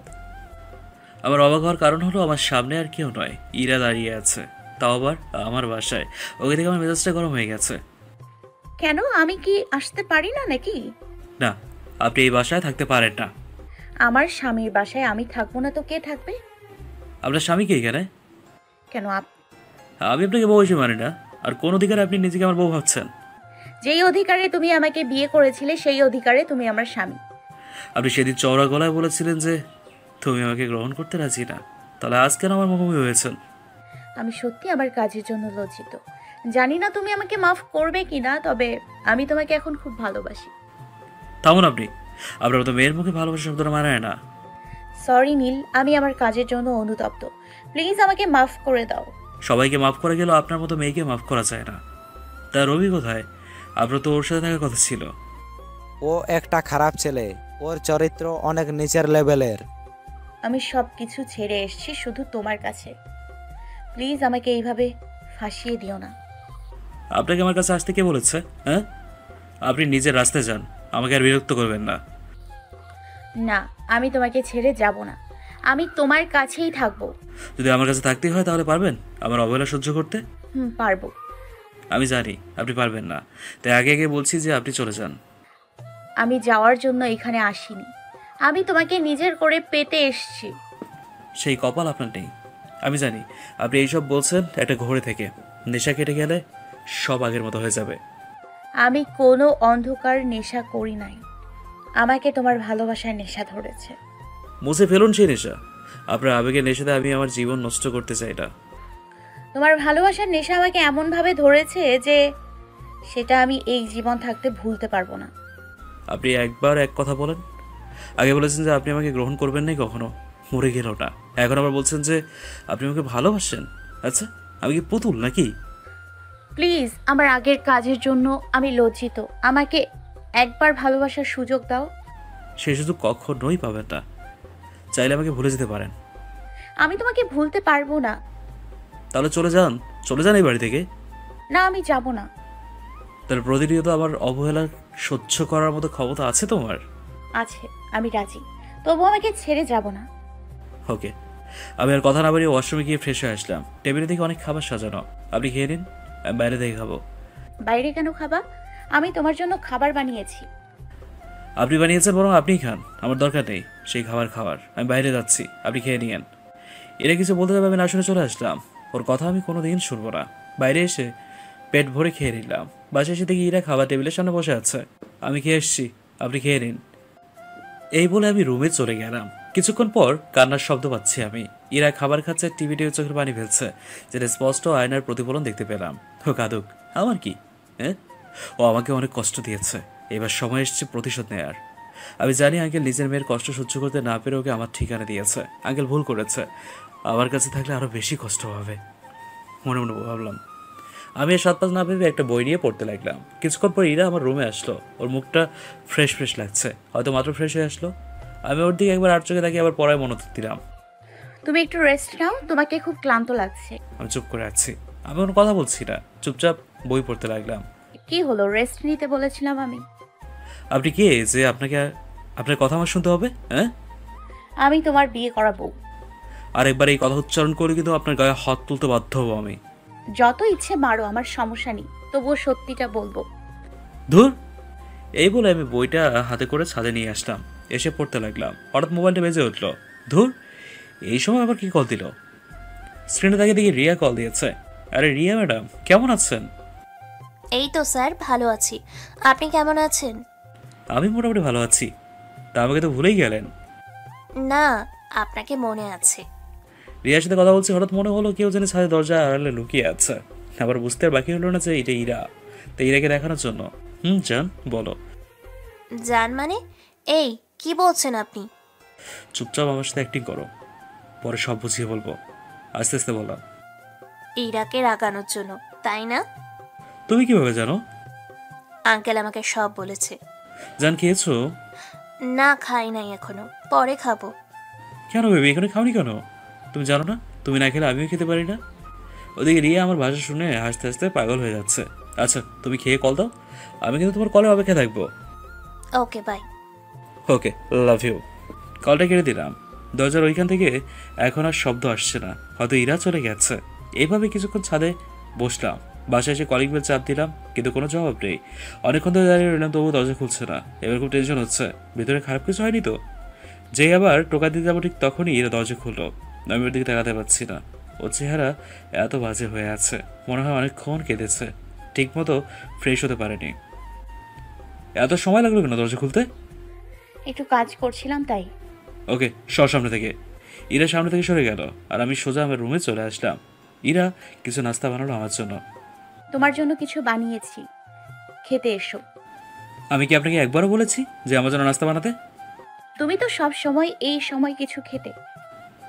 আপনারা কিছু বানানো খাবো না আমি, আপনারটা আপনিই খান। প্লিজ চলো, প্লিজ প্লিজ। সমস্যা কি আপনার? হ্যাঁ, আরেকবার খেতে বলে আমি বাসা থেকে বেরিয়ে যাব। ধমক দেওয়ার পর দেখলাম আমার চোখের কোণে বিন্দু বিন্দু পানি জমেছে। আমি সেদিকে না তাকিয়ে মোবাইল টিপতে লাগলাম। তুমি ছাদে কার সাথে কথা বলছিলে? আমি তোমাকে কৈফিয়ত দিতে বাধ্য নই।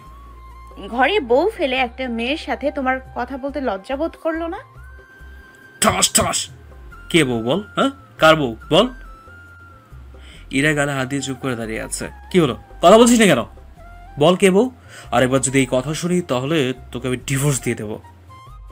আমি আর কখনো বলবো না, তবু আমাকে তাড়িয়ে দিও না প্লিজ। তোমার পায়ের নিচে আমাকে একটু থাকতে দাও। আমার সাথে থাকতে হলে কোনো উল্টাপাল্টা কথা বলবি না। ওকে। তোর মেজাজটাই খারাপ করে দিলি। আমি আর কিছু না বলে বাইরে বেরিয়ে আসলাম। মন চায় আর বাসায় না ফিরি। এমন সময় আঙ্কেল কল দিল। আঙ্কেল বলেন। আগে তোর কাছে আমি মাফ চেয়ে নিচ্ছি ইরাকে পাঠানোর জন্য। পাঠিয়ে তো দিয়েছেন, কি আর করার। মেয়েটা কষ্ট আর সহ্য ছিল না আমার, তাই আমি তোমার কাছে পাঠিয়ে দিয়েছি। আপনি কিভাবে ভাবলেন যে ও আমার কাছে খুশি থাকবে? দেখো বাবা, সাংসারিক জীবনে কেউ একটু ভুল করে, আর এরা তো নিজের ভুল বুঝতে পেরেছে। আচ্ছা আঙ্কেল, পরে কথা বলবো, বাই। কেন, তুই কোথায়? আমি বাইরে, বাসায় যাচ্ছি এখন। Okay bye. সত্যি বলতে আঙ্কেলের কথা আমার কাছে ভালো লাগছিল না, তাই তাকে এড়িয়ে যাওয়ার জন্য কলটা কেটে দিয়েছিলাম। বাইরে থেকে খেয়ে নিলাম। খেয়ে আসতে আসতে কিছুটা রাত হয়ে গেছে। বাসায় এসে দরজা ধাক্কা দিয়ে দরজা খুলে গেল। ও তার মানে দরজা খোলাই ছিল। বাসায় ঢুকে দেখি ইরা খাবার নিয়ে অপেক্ষা করতে করতে ঘুমিয়ে গেছে। এই ইরা। কি হয়েছে? আমি বাইরে থেকে খেয়ে আসছি, আপনি খেয়ে নিন। এই কথা বলার পর ইরার মুখটা মলিন হয়ে গেল। তবে একটা জিনিস খুব স্পষ্টভাবে বুঝতে পারছিলাম, দেখতে পাচ্ছিলাম, আর সেটা হলো ইরার গালে 5টা আঙুলের দাগ। সাদা গালটার মধ্যে দাগগুলো রক্তবর্ণ হয়ে আছে। আমি আর কিছু না বলে আমার রুমে চলে আসলাম। এসে ফেসবুকিং করছি। কিছুক্ষণ পর করুণ কান্নার আওয়াজ আমার কানে ভেসে আসলো। ধুর, ওর কান্না শুনে আমার লাভ কি? সবটাই ওর নাটক। আমি জানি ও খাচ্ছে আর কাচ্ছে মনে মনে। আমি আর কিছু না ভেবে শুয়ে শুয়ে মোবাইল টিপতে লাগলাম। কিছুক্ষণ পর ইরা রুমে আসলো আর বিছানা উঠলো। আপনি বিছানা উঠছেন কেন? তাহলে ঘুমাবো কোথায়? আপনি নিচে বিছানা করুন, আপনি নিচে ঘুমাবেন। ইরা কিছু না বলে চুপচাপ নেমে গেল। আমিও শুয়ে পড়লাম। মাঝরাতে কারো ফুপিয়ে কান্নার জন্য ঘুমটা ভেঙে গেল আমার। তাকিয়ে দেখি ইরা ফুপিয়ে ফুপিয়ে কাঁদছে। ওর কান্না আর আমার সহ্য হচ্ছে না। আমিও তোকে ভালোবাসি, মন চাচ্ছে ওকে বুকের সাথে জড়িয়ে ধরি, কিন্তু না, ওকে আমি ধীরে ধীরে কষ্ট দেবো। এই সমস্যা কি আপনার? হ্যাঁ, আপনার জন্য তো আমি ঘুমোতে পারছি না। ওকে সরি, তুমি ঘুমাও। আমি আর কিছু না বলে চুপচাপ ঘুমিয়ে পড়লাম। সকালে উঠে ফ্রেশ হয়ে দেখি ইরা নাস্তা বানিয়েছে। নাস্তা খেতে এসো। না, আমি বাইরে খাবো, আপনি খেয়ে নিয়েন। আমি তোমার জন্য বানিয়েছি। কে বলেছে আমার জন্য বানাতে?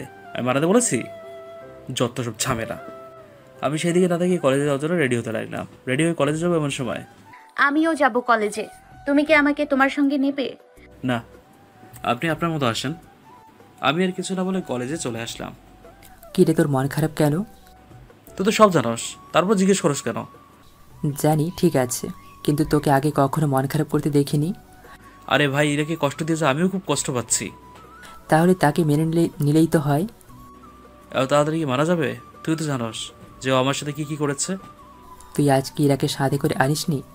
না, ও আসার জন্য বলেছিল, পরোয়ানা করে চলে এসেছি।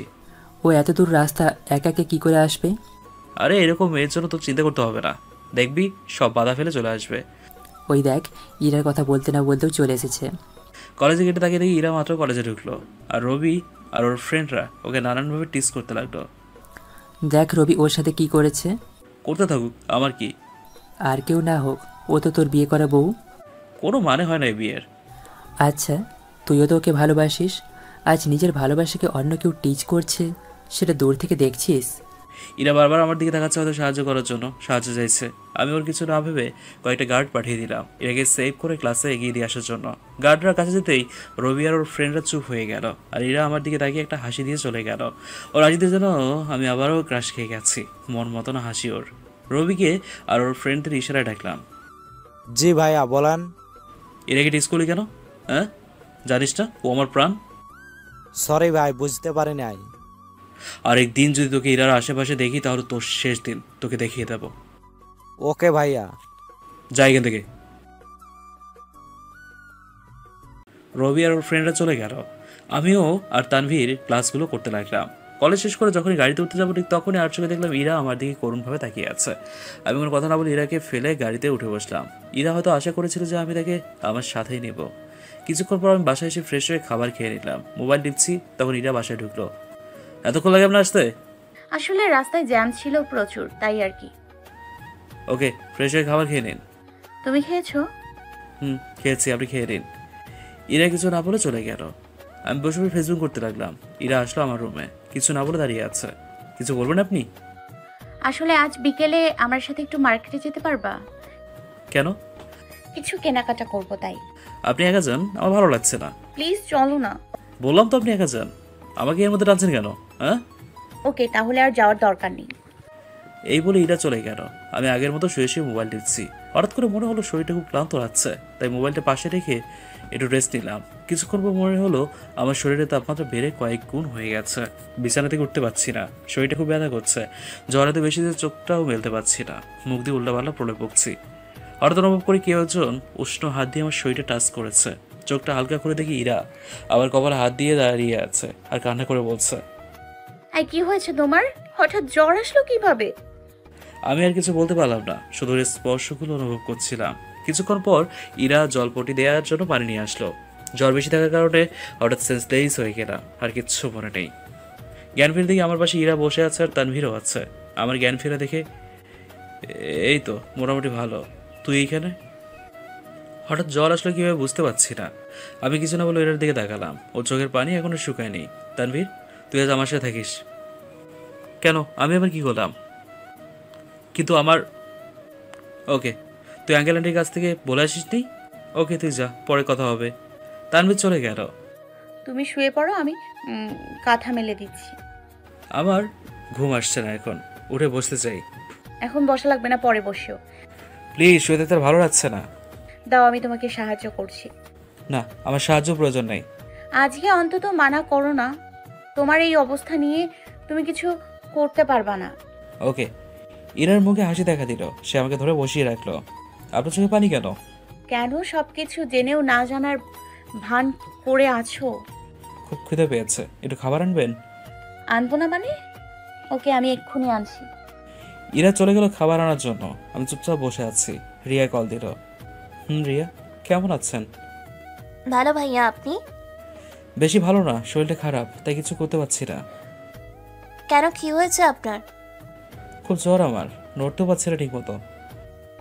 এখন কেমন লাগছে? ইরা এমনভাবে সেবা করেছে যে অসুস্থ থাকতে পারি। বাবা, তাই নাকি? তাই ইরা কোথায়? আমার জন্য খাবার আনতে গেছে। ওকে, আপনি খেয়ে নিন, পরে কল দিব। Okay, bye. Good night. Riya কলটা কেটে দিল, আর আমি ফেসবুকিং করতে লাগলাম। কিছুক্ষণ পর ইরা আবার খাবার নিয়ে রুমে ঢুকলো। তা কার সাথে কথা বলছিলে? সেটা আমার ব্যাপার, আপনাকে বলতে বাধ্য নই। ওকে বললাম দরকার নেই, এখন হাঁ করো, আমি খাইয়ে দিচ্ছি। কেন? আমার হাত নেই নাকি? আপনার হাত দিয়ে খাবো কেন? এই শরীর নিয়ে একা একা খাবে কিভাবে? তাই আমি খাইয়ে দিচ্ছি। আপনি আপনার খাবার খান গিয়ে, আমারটা আমি খেতে পারবো। আমি সোজা ইরার হাত থেকে থালাটা নিয়ে খেতে শুরু করে দিলাম। ইরা কিছু না বলে আমার দিকে তাকিয়ে আছে। কি হলো? এভাবে তাকিয়ে না থেকে আপনি আপনার খাবার খান গিয়ে। ইরা চলে গেল আরেক রুমে। আমি খাবার খেয়ে হাত ধুয়ে শুয়ে পড়লাম। কিছুক্ষণ পর ইরা খাবার খেয়ে আসলো। তোমার মেডিসিন আছে তো, সেগুলো খেয়ে ঘুমাও। একটু আগে খেয়েছি একটা, এখন আর খাবো না। প্লিজ, নইলে আবার জ্বর আসতে পারে। আসবে না জ্বর। মেডিসিনটা খেলে কি সমস্যা হতো? একবার বললাম তো খাবো না, তার উপর এত জোর করেন কেন? হ্যাঁ, ওকে, তাহলে শুয়ে পড়ো। আমিও ঘুমিয়ে পড়লাম। মাঝরাতে আবার জ্বর আসলো। প্রচুর শীত করছে। কাঁথারে গায়ে দেবো সেই শক্তি পাচ্ছি না। জ্বরের কারণে মুখ দিয়ে উল্টাপাল্টা কথা বেরোচ্ছে। এমন সময় কেউ একজন আমার গায়ে কাঁথা জড়িয়ে দিল আর মাথায় জলপট্টি দিতে লাগলো। কিছুটা ভালো লাগার কারণে ঘুমে চোখটা বুঝে এলো। সকালে জ্বরটা কম ছিল তাই উঠতে দেখি ইরা আমার বিছানার পাশে হাতে ভেজা কাপড় নিয়ে বসে বসে ঘুমাচ্ছে। বাহ, ওকে দেখতে একদম বাচ্চা লাগছে, ঘুমন্ত পরীর মতো লাগছে। বোধহয় সারা রাত না ঘুমিয়ে আমার পাশেই বসেছিল আর সারা রাত নিজের ঘুমটা বিসর্জন দিয়ে আমার সেবা করছিল। আমি উঠতেই তার ঘুম ভেঙে গেল। এই, তুমি উঠছো না কেন? তো কি করবো? সারাদিন শুয়ে থাকবো নাকি? দরকার হলে তাই থাকতে হবে। এখন শুয়ে পড়ো। একবার বলেছি আমার ব্যাপার নিয়ে এত মাথা না ঘামাতে, তাহলে এমন করছেন কেন? ওকে, যাও তুমি। আমি আর কথা না বেরিয়ে ফ্রেশ হতে চলে গেলাম। ফ্রেশ এসে দেখি ইরা নাস্তা বানাচ্ছে। কিছুক্ষণ পর, এসো, খেতে এসো। কাল সারা রাত আপনি ঘুমাননি? ঘুমিয়েছি তো। আপনার চোখ যে মিথ্যে বলছে। আপনার চোখ তো বলছে যে আপনি সারা রাত না ঘুমিয়ে কাটিয়ে দিলেন। আপনাকে দেখে খুব ক্লান্ত লাগছে, খাবার খেয়ে শুয়ে রেস্ট নেবেন। আচ্ছা, দেখা যাবে, আগে আপনি খেয়ে নিন। ওকে, খাবার দেন। আর আপনিও বসে পড়ুন আমার সাথে। ইরা আমার সাথে বসে খেতে লাগলো। আমি ওর দিকে না দেখে চুপচাপ খেতে লাগলাম। খাওয়ার পর কলেজে যাওয়ার জন্য রেডি হচ্ছি। এই, তুমি কই যাবা? কেন, কলেজে যাব? আপনি রেস্ট নিন। দেখো, তোমার শরীর খারাপ, এই অবস্থাতে যেও না। আসলে তো শরীরটা তো বেশি ভালো না, হঠাৎ করে কিছু হয়ে যেতে পারে। থাক, আজ আর কলেজে যাব না। ওকে, যাব না। সত্যি? খুশি হওয়ার কি আছে এখানে? না না না, কিছু না, এমনি। তুমি শুয়ে থাকো, আমি গিয়ে রান্না করছি। ইরার কথা মতো আমি শুয়ে আছি। কিছুক্ষণ পর দরজায় কলিং বেলটা চাপ দিল কেউ। ইরা দরজা খুলে দিল।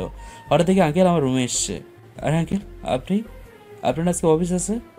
না না, তেমন কিছু না, হালকা জ্বর আসছিল। হঠাৎ জ্বর আসলো কেন?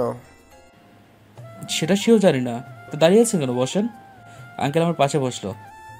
বাবা, তুই এখন কেমন বোধ করছিস? এই তো মোটামুটি ভালো লাগছে। আপনার শরীরে কি অবস্থা? এই তো ভালো। এখানে থাকতে তোর কোনো কষ্ট হচ্ছে না তো? না, কিসের কষ্ট? আচ্ছা, তাহলে আমি যাই, কিছু কাজ আছে। সে কি, মাত্র আসলেন আবার চলে যাবেন? কাজ ফেলে এসেছি, তাই যেতে হবে। দুপুরে খাবারটা খেয়ে যেন। আজকে না, আরেকদিন জমিয়ে খাবার খাবো। ওকে, তাহলে যাই। আল্লাহ হাফেজ। ওকে, বাই, আল্লাহ হাফেজ। আঙ্কেল চলে গেল। আমিও শুয়ে এলাম, মোবাইল দেখছি। এইভাবে কেটে গেল কয়েকটা দিন। জ্বর সেরেছে অনেক আগেই।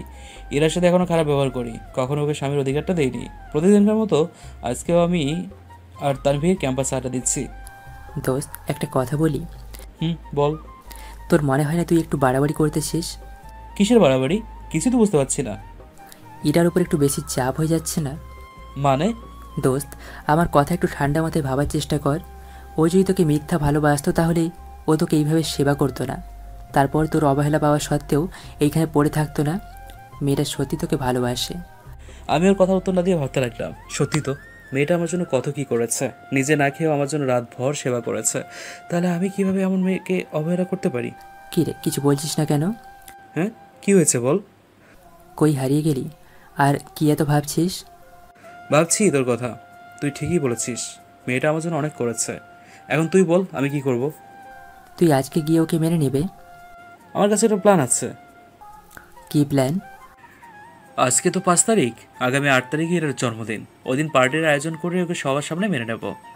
সেটাই কর, একটা সারপ্রাইজ দে। এখন ক্লাসে আয়। আমরা ক্লাসে গেলাম, এরাও ক্লাস করছে আর আমি আর তানভীরও ক্লাস করতে লাগলাম।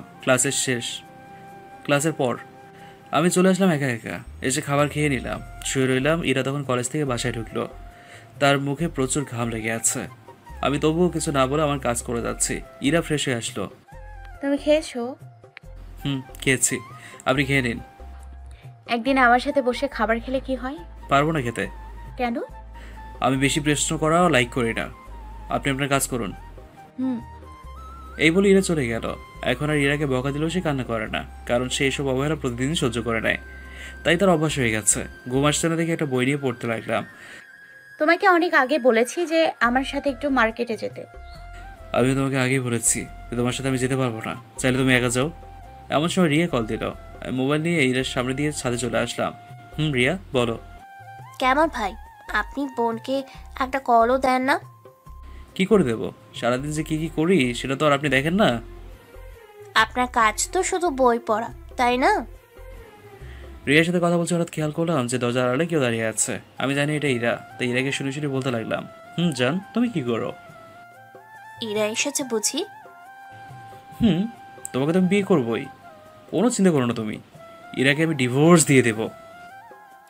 ডিভোর্সের কথা শুনে ইরা আবার রাগ করবে তো। আর ইরাকে পাত্তা দেয় কে? হ্যাঁ, ও আমার জীবনটা নষ্ট করে দিয়েছে, তাই তোমাকে আমার বউ করে আনবো। রিয়া কিছু না বলে জোরে জোরে হাসতে লাগলো।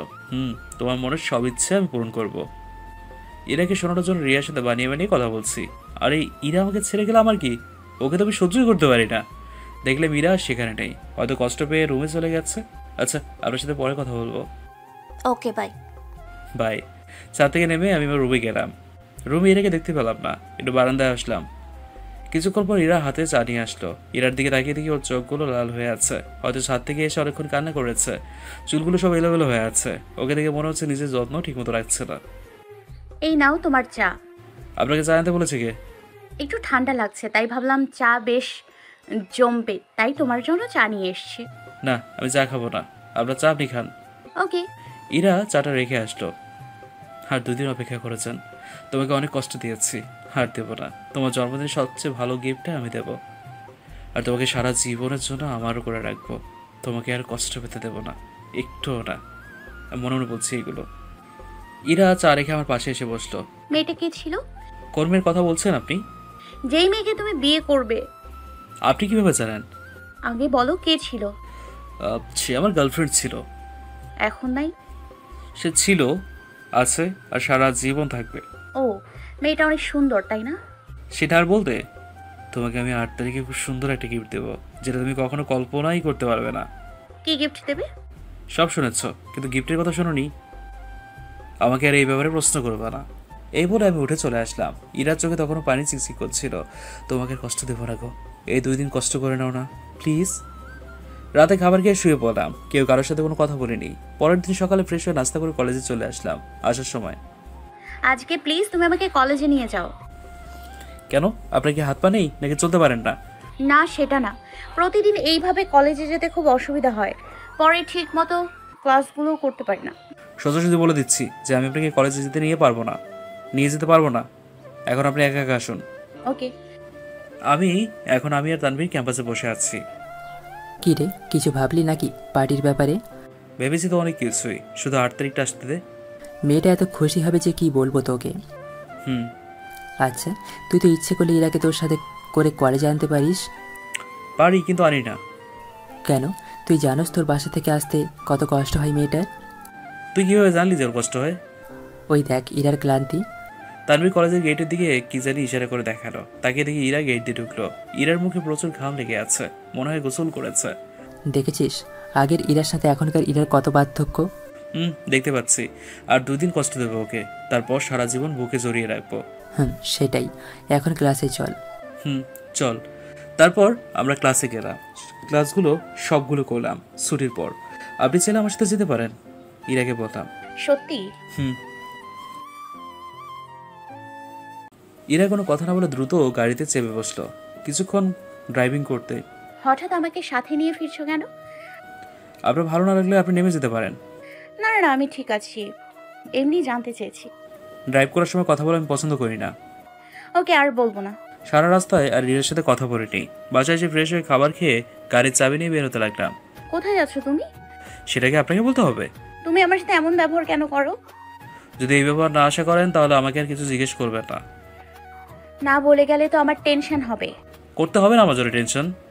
এই বলে আমি গাড়ি নিয়ে বেরিয়ে পড়লাম। আমি বাস স্ট্যান্ডে যাচ্ছি রিয়াকে রিসিভ করার জন্য। রিয়ার কলেজের ক্লাস বন্ধ, সে আমাদের কাছে বেড়াতে আসবে। বাস স্ট্যান্ডে গিয়ে রিয়াকে রিসিভ করলাম। দুজনে এখন গাড়িতে বসে আছি। আপনাকে যে প্ল্যান শিখিয়ে দিয়েছি সেটা মনে আছে তো? আর মাত্র 2 দিন কষ্ট দেব, তারপর তো মেনে নেব। সেটা ঠিক। যখন আপনাকে ইশারা করবো তখন প্ল্যান মতো কাজ করবেন। ওকে ভাইয়া, তা আমরা এখন কোথায় যাচ্ছি?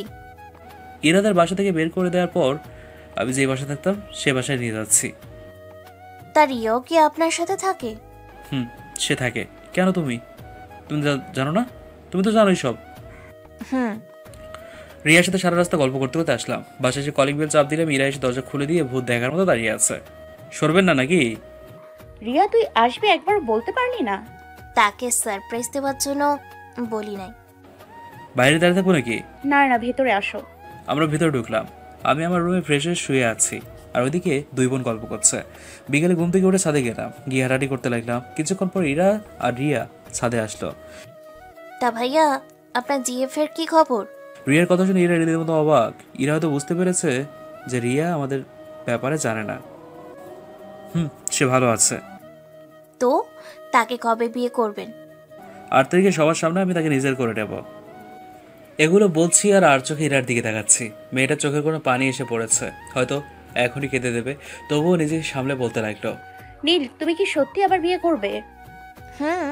তুই তো ভাইয়াকে মেনে নিতে পারিস নাই ঠিক মতো, তাই ভাইয়ের ভবিষ্যতের কথা চিন্তা করে তাকে বিয়ে করে নেওয়াই উচিত। সেটাই।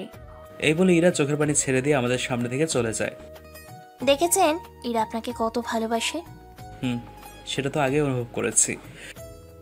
ওকে এভাবে কষ্ট দিতে আমার আর ভালো লাগছে না। আমারও তো ভালো লাগছে না, কিন্তু একটু তো শিক্ষা দিতেই হবে। সেটা আপনার ব্যাপার, আমি এর মাঝে নেই। সমস্যা নেই, আপনি শুধু আমাকে সাপোর্ট দিলেই হবে। সেটা দিব, সমস্যা নাই। এইভাবে রিয়ার সাথে সাথে গল্প করে রুমে আসলাম। মোটামুটি যা ভেবেছিলাম সেটাই হলো। ইরা কান্না করে চোখ ফুলিয়ে রেখেছে। ওকে দেখতে একদম বাজে লাগছে। কি রে, তোর এই অবস্থা কেন? না কিছু না। শরীরের যত্ন ঠিক মতো নিস না নাকি? এইভাবে কেউ থাকে? যা ঠিক মতো ফ্রেশ হয়ে আয়। ফ্রেশ হওয়া লাগবে না আমার, আমি এমনিতেই ঠিক আছি। আমি কিছু না বলে আমার রুমে চলে আসলাম। কিছুক্ষণ পড়ালেখা করলাম। পড়ার পর সবাই একসাথে খাবার খেলাম। খাওয়ার পর ইরা রিয়া আসলো আমার রুমে। এসে তারা গল্প করতে লাগলো আমার সাথে। সবাই গল্প করছি, কিন্তু ইরা কেমন জানি চুপচাপ হয়ে রয়েছে। কি রে, তোর কি হয়েছে? কই কিছু না তো, আমার ঘুম আসছে, আমি ঘুমাবো। সে কি, এত তাড়াতাড়ি ঘুমিয়ে যাবি? ভালো লাগছে না, আবার রেস্ট নিতে চাই আমি। শরীর খারাপ হলো নাকি আবার? না তেমন কিছু না, পরে গল্প করিস, এখন যা। ওকে, তাহলে ঘুমিয়ে পড়েন আপনারা। Good night. Okay, good night. আমি বিছানায় শুয়ে আছি, আর ইরা নিচে বিছানা করলো। গভীর ঘুমে তলিয়ে গেলাম, কিন্তু ঘুমটা বেশিক্ষণ ধরে রাখতে পারলাম না, কারণ ইরা ফুপিয়ে ফুপিয়ে কান্না করছে। অনেক রাগ হলো আমার ঘুম ভাঙার কারণে। এই সমস্যা কি আপনার? এভাবে ন্যাকা কান্না করেন কেন? আপনার জন্য কি ঠিকমতো ঘুমোতে পারবো না নাকি? সরি, তুমি ঘুমা, আর হবে না। ঘুমানোর চেষ্টা করবো কিভাবে যদি এভাবে বিরক্ত করেন? এরা কিছু না বলে বাথরুমে চলে গেল। আমিও ঘুমাতে পারলাম না। আর আমি জানি সে এখন বাথরুমে গিয়ে কান্না করবে। আমি জোর করে ঘুমানোর চেষ্টা করলাম, আর ঘুমিয়েও পড়লাম। সকালে উঠে নাস্তা করলাম সবাই একসাথে। আজকে আপনারা কেউ কলেজে যাবেন না? কেন? বারে, আমি আসছি আপনার বিয়ে খেতে। আপনারা চলে গেলে আমি একা একা কি করব? রিয়ার মুখে আমার বিয়ের কথা শুনে ইরার মুখটা মলিন হয়ে গেল। ওকে, আজ আমি থাকবো বাসায়। তাহলে ইরা, তুইও থেকে যা। ওকে। সবাই আমার রুমে আসলো। নানা গল্প করলাম, কিন্তু গল্প করেনি শুধু ইরা। এদিকে এভাবে দিনটা পেরিয়ে গেল। রাতে খাবার খেয়ে আমি আমার রুমে আসলাম। পেছন পেছন রিয়াও আসলো। আর মাত্র একদিন, তারপরে ভাইয়ের কষ্টটা দূর হয়ে যাবে। আজ রাতটা কাটিয়ে দিলে আগামীকাল ঘরে নতুন মেহমান আসবে। আমরা সবাই এইসব বলাবলি করছি। ইরা এমন সময় এমন এক কাজ করলো যেটা যেন আমি প্রস্তুত ছিলাম না। ইরা আমাকে হঠাৎ করে শক্ত করে জড়িয়ে ধরছে, কান্না করছে আর বলছে, প্লিজ তুমি আরেকটা বিয়ে করো না, আমি সারা জীবন তোমার দাসী হয়ে থাকবো। ইরার কথার কান্না থেকে কষ্ট হচ্ছে। মনে যাচ্ছে ওকে এখনই জড়িয়ে ধরে সব সত্যি বলে দিই। এই আপনি আমাকে ছাড়ুন, আমি আরেকটা বিয়ে করব। আপনি তো আমাকে গ্রহণ করবেন না। আমি তো অনেক আগেই তোমাকে গ্রহণ করেছি। কিন্তু আমি করব না, আমারও তো একটা জীবন আছে। সেটাই তো, ভাইয়া ঠিক বলেছে, ভাইয়া আরেকটা বিয়ে করবে। এখন আমাকে ছেড়ে দিন। এই বলে আমি ইরাকে জোর করে ছাড়িয়ে নিলাম। প্লিজ তোমার পায়ের নিচে আমাকে একটু ঠাঁই দিও। আমি সেটা জানি না। আমার বউ এর থেকে অনুমতি নিয়ে থাকতে পারবেন। ভাইয়া আমার আর তর সইছে না, কবে যে নতুন ভাবিকে দেখবো। আর কালকেই দেখতে পাবে। ওকে, আপনারা শুয়ে পড়ুন। Good night. Good night. সবাই শুয়ে পড়লো, আমি আর ইরা শুয়ে পড়লাম। মাঝরাতে অ্যালার্মের কারণে ঘুমটা আবার ভেঙে গেল। অ্যালার্মটা ছিল ইরার কান্না। এবার আমি ওকে কিছু না বলে চুপচাপ ঘুমানোর চেষ্টা করছি। সকালে নাস্তা করে কলেজের জন্য রেডি হতে লাগলাম। এ কি ভাইয়া, আজকেও আপনি কলেজে যাচ্ছেন? ক্লাসও করবো, তার পাশাপাশি সব কিছুর ব্যবস্থা করতে হবে তো। ওকে, তাহলে যান আপনি। আজ 8 তারিখ, ইরার জন্মদিন। আজ ওকে খুব বড় একটা সারপ্রাইজ দেবো, সেটা ভেবে খুব খুশি লাগছে। কলেজে আসলাম তানভীরের সাথে দেখা করার জন্য। কিরে, সব কিছুর ব্যবস্থা করলি?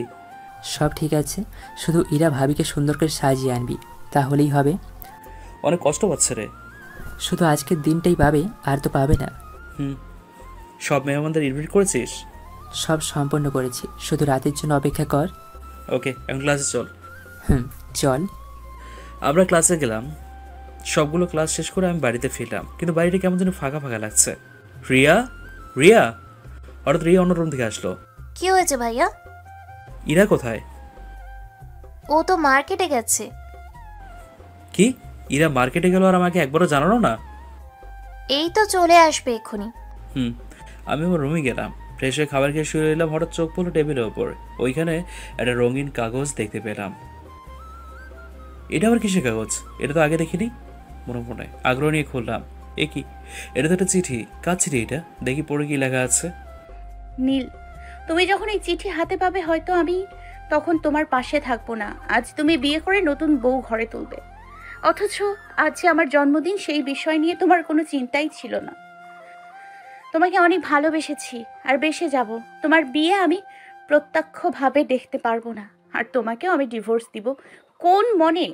যেই মনে তোমাকে ভালোবাসি সেই মন কি পারবে একটা সাইন দিয়ে দুজনকে আলাদা করতে? থাক, আমি আর কথা বাড়াতে চাই না। তুমি তোমার জীবন সঙ্গীকে নিয়ে সুখে থাকো, এটাই আমার কামনা। আমি আর কখনো তোমাকে বিরক্ত করব না, কখনো আমার মুখ দেখে আর রাগ করতে হবে না। আমি একটা আশা নিয়ে তোমার কাছে এসেছিলাম, কিন্তু সেই আশা আর পূরণ হলো না। থাক, সব আশা পূরণ হতে নেই। তুমি বিয়ে করে শান্তিতে সংসার কইরো। প্রতিদিন আল্লাহর কাছে তোমাকে ভিক্ষা চাইতাম, হয়তো তুমি আমার কপালে নেই, তাই তোমাকে নিজের করে পেলাম না। আমি ছিলাম আমার ঠিকানায়, আছি আমার ঠিকানায়, আর থাকবো অজানা ঠিকানায়। ইতি, তোমার অবহেলার বউ ইরা। চিঠিটা পড়তে লাগলাম। চিঠিটা পড়ে আমার হাত কাঁপতে লাগলো। কাঁপতে কাঁপতে নিজেও লুটে পড়ে মাটির মধ্যে, ফ্লোরে। না, এ হতে পারে না। ইরা আমাকে ছেড়ে যেতে পারে না। আমি তোকে খুব ভালোবাসি। না না না, ইরাকে ফিরিয়ে আনতে হবে। আমি যে পাইলটকে অত বেশি ভালোবাসি। আমার এই অবস্থা থেকে রিয়া দ্রুত আমার রুমে আসলো। কি হয়েছে ভাইয়া আপনার? হীরা আমাকে একা ফেলে চলে গেছে। মানে কি বলছেন? এই যে তার চিঠি। রিয়া আমার হাতে চিঠিটা নিয়ে পড়তে লাগলো। না ভাইয়া, এমন হতে পারে না। এরা মনে হয় মজা করছে। না, সে মজা করছে না। পাইলটটাকে অনেক বেশি কষ্ট দিয়ে ফেলেছে আমি। এমন সময় মোবাইলটা বেজে উঠলো। তাকে দেখি আঙ্কেল কল দিয়েছে। কলটা রিসিভ করলাম। আঙ্কেল বলেন। বাবা, ইরা। কি হয়েছে ইরার? এরা আত্মহত্যা করতে গিয়ে মারাত্মকভাবে আহত হয়েছে। আমরা তাকে হাসপাতালে নিয়ে যাচ্ছি। আঙ্কেল কথা শুনে মোবাইলটা হাত থেকে পড়ে যায়। আমার কাছে আকাশ পাতাল সব এক হয়ে গেল। পায়ের নিচ থেকে যেন মাটি সরে যাচ্ছে। আমি ধবাস করে নিচে বসে পড়ি। আমার অবস্থা দেখে রিয়া প্রশ্ন করলো, ভাইয়া কে ফোন করেছে? আঙ্কেল কল দিয়েছে। মামা কি বললো? এখন কথা বলার সময় নেই, দ্রুত আমার সাথে চলেন। রিয়া প্রশ্ন করতে গিয়ে আর করলো না। রিয়াকে নিয়ে দ্রুত হসপিটালে চলে আসলাম। হে কি, আমরা হাসপাতালে কেন? গিয়ে দেখতে পারবে, এখন চলেন। রিয়ার কোনো কথা বললো না। আমি দ্রুত ক্যাবিনের সামনে গেলাম। সেখানে আঙ্কেল আর আন্টি দাঁড়ানো। আমাকে দেখে তারা কেঁদে ফেললেন। কোনো মতে নিজেকে শান্ত রাখলাম। নিজের কান্না চেপে ধরে সবাইকে সান্ত্বনা দিতে লাগলাম। রিয়া এতক্ষণে সবকিছু বুঝে গেছে। কিছুক্ষণ পর ডাক্তার আসলো। রোগীর জ্ঞান ফিরেছে, আপনারা চাইলে দেখা করতে পারেন। ধন্যবাদ ডাক্তার। তারা সবাই গেল রিয়ার ক্যাবিনে, শুধু আমি বাদে। আমি চুপচাপ বাইরে দাঁড়িয়ে আছি। কিছুক্ষণ পর আঙ্কেল আমার কাঁধে হাত রাখলো। যাও ভাই, ইরা তোকে ডাকছে। কোন মুখ নিয়ে আমি ইরার সামনে যাবো? হ্যাঁ, ওকে তো দিনের পর দিন অবহেলা করে গেছি আমি। ওইসব বলে যা, মেয়েটা তোকে ডাকছে। ওর যা, ওর কাছে যা। আমি চুপ করে আছি। কি রে, যা। ইরার ক্যাবিনে প্রবেশ করলাম। আমার প্রবেশ দেখে সবাই ক্যাবিন থেকে বেরিয়ে গেল। আমাকে দেখে ইরা মুখটা অন্যদিকে ঘুরিয়ে নিল। আমি গিয়ে তার পাশে বসলাম। কথা বলবে না আমার সাথে? পাগলিটা বুঝি আমার সাথে রাগ করেছে?